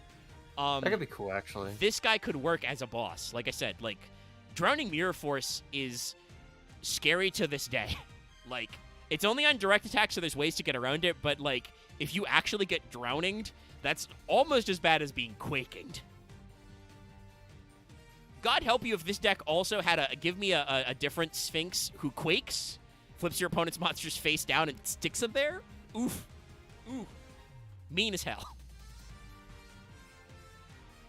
Like, there's a lot of work to be done here, but, like, it's not quite enough. We also got a couple of other generic rock supports around this time. Let me see when this guy was printed. I think the death knell of this card is it being a level 8. Yeah. It needing 2 tributes, and like while I understand why, like it should be a 2 tribute monster because it's better than the 1 tribute, but that's just way too slow for anything touching modern like I said, without an inherent special summon condition. Like, if Pharaonic Guardian Sphinx also could special summon itself when a rock monster changes battle position, or by banishing rock monsters like Exod from your grave, or tributing a Sphinx, right? Like actual Exod. That would be better, but there's no inherent special on that guy, so you're just either relying on other rock monsters to swarm the board so you can tribute, summon, or set this guy, or you're trying to engineer a way to generically special summon rock monsters. It could be better. But let's talk about a card that is better. That guy again. How many more cards do we got left to discuss? We're almost done. There's 2. We're in the modern era. It would have been incredibly funny if they made this guy level 7. Because this was before Kashkura was even in existence. Yeah. Would have been extremely funny. Yeah. This is a card that came out in 2020. This was definitely targeted support at Emancipators, but is technically a generic rock card. This is rock band Xenoguitar. Roughly his name in the OCG. He's just a cool anime rock, he's an anime pretty boy who's a rock musician who's also got crystals on him. It's a pun. He's a rocker boy. Yes. I do like this art style. Like, he's got fucking, like, band branding. Also, if we wanted to make, like, rock band, because that is part of his name in both the OCG and the TCG, if we want to turn that into an archetype with maybe rock band drummer back there, Because you see him. He's back there. Silhouetted, but yeah. There is a person there. Like, that could be good for some generic rock shit. This is just a card, though, that's fucking great if you've never read Xenoguitar. This is a level 4 Earth Rock with 1,000, 2,000. Very solid stats. This card's sent to the graveyard. If this card's sent to the graveyard, target a rock in your graveyard except Xenoguitar, add it to your hand, put a card from your hand on top of the deck, which is, again, this is why I said this was definitely, like, generic support for Emancipators. We didn't talk about it, but they announced, like, 3 quote-unquote generic cards for the next set in the OCG, Supreme Darkness. They're very clearly designed to go with the deck build pack cards. Like, one of them is a, like, banish card that's good for Malice. One of them is a generic rank 4 that's good for Rizal. Oh, actually, I should say, that generic rank 4, by the way, is crazy. It says you can use rank 4s as materials as well. It's a rank 4 that can overlay over rank 4s. All right. Yeah. So that's just, like, crazy talk. And then there's some Sea Serpent card for Ryuge, which is not gonna do anything, but yeah. No. So Xenoguitar is definitely most supposed to go with that Emancipator with that stacking effect, but also it just works with any send to graveyard. And if this card's banished from the field or graveyard, send a rock monster from your deck to the graveyard. Each effect can only be used once per turn. You can use both. I believe it can overlay with itself, yes. Like, if you have multiples in your extra. You're probably not having multiples because it's a rank 4, so you're playing, every good rank 4 in existence, but it's very funny. But yeah, Xenoguitar is just, again, good generic rock support. It interfaces with Emancipator with that stacking effect, but also just rock decks already have a distinct sub-theme of sending from deck to grave, or just sending to graveyard at all, and also banishing. If the card's banished from field or graveyard, send a rock from your deck to graveyard. And you can use each of these effects just only once per turn. So, like, very good card. And then our last card is a very weird one. I'm pretty sure this is supposed to go with trap monsters that are also rocks that we're not talking about, but it does mention rock monsters with 0 attack, which there are a couple of. This is Totem Pole. This is a continuous trap that just says your opponent can't target rock monsters you control with 0 original attack with card effects. Once per battle, an opponent's monster declares attack. Negate that attack if you do place 1 counter on this card. If this card has 3 counters, send it to the graveyard. If you have 3 or more rock monsters in your graveyard with 0 attack with different names, banish the card. Any effect damage your opponent takes this turn is doubled. Actually, no, that's right. This is probably a Chronomaly card, secretly. But chronomalies are not Yeah, all this- rocks. Yeah, like this is like one of those bizarre little cards. It's from the Prison Duel in 5Ds. Yep. Okay. Yeah. Okay, yeah, I mean, it's from the yeah, Animation mhm. Chronicle, so it's an anime card. But it does technically work generically with rocks, so I did see it in rock support and threw it in. It's a good art, but it's just one of those weird ones. Like I said, ending on like Xeno Guitar is like there's hope for rocks, but like I said, the OCG still hasn't fully banned Block Dragon, so I think that there's probably a worry that any rock deck which could play Earths could create another Adamancipator situation. I don't think that would be so bad, in today's modern age, but we're here. So like, Yeah, this was one of the cards in the. I don't think it was Chronomaly. It was the Upart deck. yeah, maybe one of Weird, those other like ones hidden that are- treasure, whatever you want to call them. Yeah, there are several cards that are adjacent to that are technically rocks that are like a sub theme and Yeah, don't the- have any fucking link to rock. Ahsoka, Rock Pillar, Control. Crystal Skull, Stonehenge, etc., etc., etc. Yeah, I do think those guys are also all zero attack, yeah. But yeah, so that's the Steez. We've done it. Triangle O, yeah. Woohoo! That's rocks. Next week we should hopefully be back with probably a cube. I did finally remember to put the Fail Portrayal poll up. We got some Fail Portrayal options up for you. But yeah, we've gone for 3 hours. We can get out of here now. I'm gonna scoot out of here, and I'm funnily enough probably gonna play something card related. I will probably continue either playing TCG, Card Shop Simulator, which I have infected several people in this Discord call with. Yes. It's just a very fun game. It's You get to put things orderly in shelves and racks, and then also open card packs. And some of the cards look sick. Like, and that's- sometimes you pull a $2,000 card and you just screech. Yeah, no, it's great. I actually like I've sold most of my high value cards that are non-unique. I have pulled a couple of ghosts. I bought one of the display cases to show them in my shop.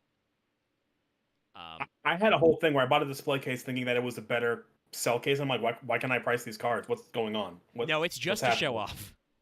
God, I bought it because I'm like, oh, it's way less space in my shop. I'll buy that. That Luckily, took you me a can second sell as it back, well. Yeah. I should try out the shop. Yeah, like I said, there's a free demo, chat, There's- if you haven't there's a tried free it. demo. Yeah. It's got limited progression, but you can see all the core mechanics and see if it's for you.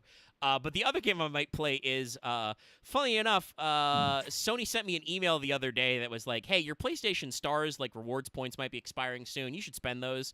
Pull it up on the app, flick through, and I'm like, I got like 4,000 points. What can I get? Oh, hey, I can get Balatro on the PS5 for free, basically, say because this, they want me to as spend my someone that, points. Whoa, I think my audio just died, chat. Yeah. Did you guys hear Axe like robot out and now I can't hear him? Hold on, I'm gonna reconnect to the Discord. I don't know why my You audio hear me does that now? sometimes. Yes, we're back. The reconnect Okay. fixes it. So Blutter is a weird thing where there is like a supposedly unfixable sound bug on the PC version. I know. I think it's fine. It's been fine on the phone because I got the phone version. But there's a type of thing where the music will just bug out and be gone no matter how many times you reboot the game. Didn't Omega just say it's with his PlayStation points anyway? I know, so I'm hoping it doesn't come up there. Also, I mean, it doesn't matter because I'm not gonna listen to It's just music, the music yeah, in like, Electro. I'll listen to a podcast too or something or a YouTube video. I know, but it's just like when there's no sound feed at all. Yeah. That's fair. That's weird, but like I said, I got it for free, so like I'll probably play one of those two things next. But thanks for tuning in to Fail Portrayal. Sorry, my audio got a little weird at the end there, but we fixed it. It's right away. It's better. I don't. Let me see. It's about 10. I think our next was the update at 10 or 11. You'd think I would know, but there is a big scary hurricane out there going on. It is going slow, which probably means it'll be stronger than they're thinking. But it is going more south. Like where I live is all not to dox myself. And these maps aren't specific, but I'm almost out of the cone. Like if it jogs further south, I will be out of the direct pass cone at all. It's still going to be a big old storm. It's going to have a lot of high winds to worry about, but it's not going to make landfall now until like 1 a.m. on Thursday. So I think we'll see how conditions are, but I think I should still be like here and able to stream Final Fantasy 14. So we'll see. For the rest of this week, though, that's a big coin flip, chat. I don't know how that one's gonna go. The whole state's gonna be probably rocked pretty bad overall. Yeah, I gotta and, like, think this. even if I have a thing I'm not I think I affected, should. we'll see if it gets me. But like I said, the storm is now slow enough that like it won't be anywhere near Florida until late Thursday, like early Thursday morning, late Wednesday night. So we should still be on bit for stream. But yeah, that's just to let you catch up with the plans. Yep. See you then. So, Have a good night, everyone. The fun of life. all right. Goodbye, chat. Goodbye.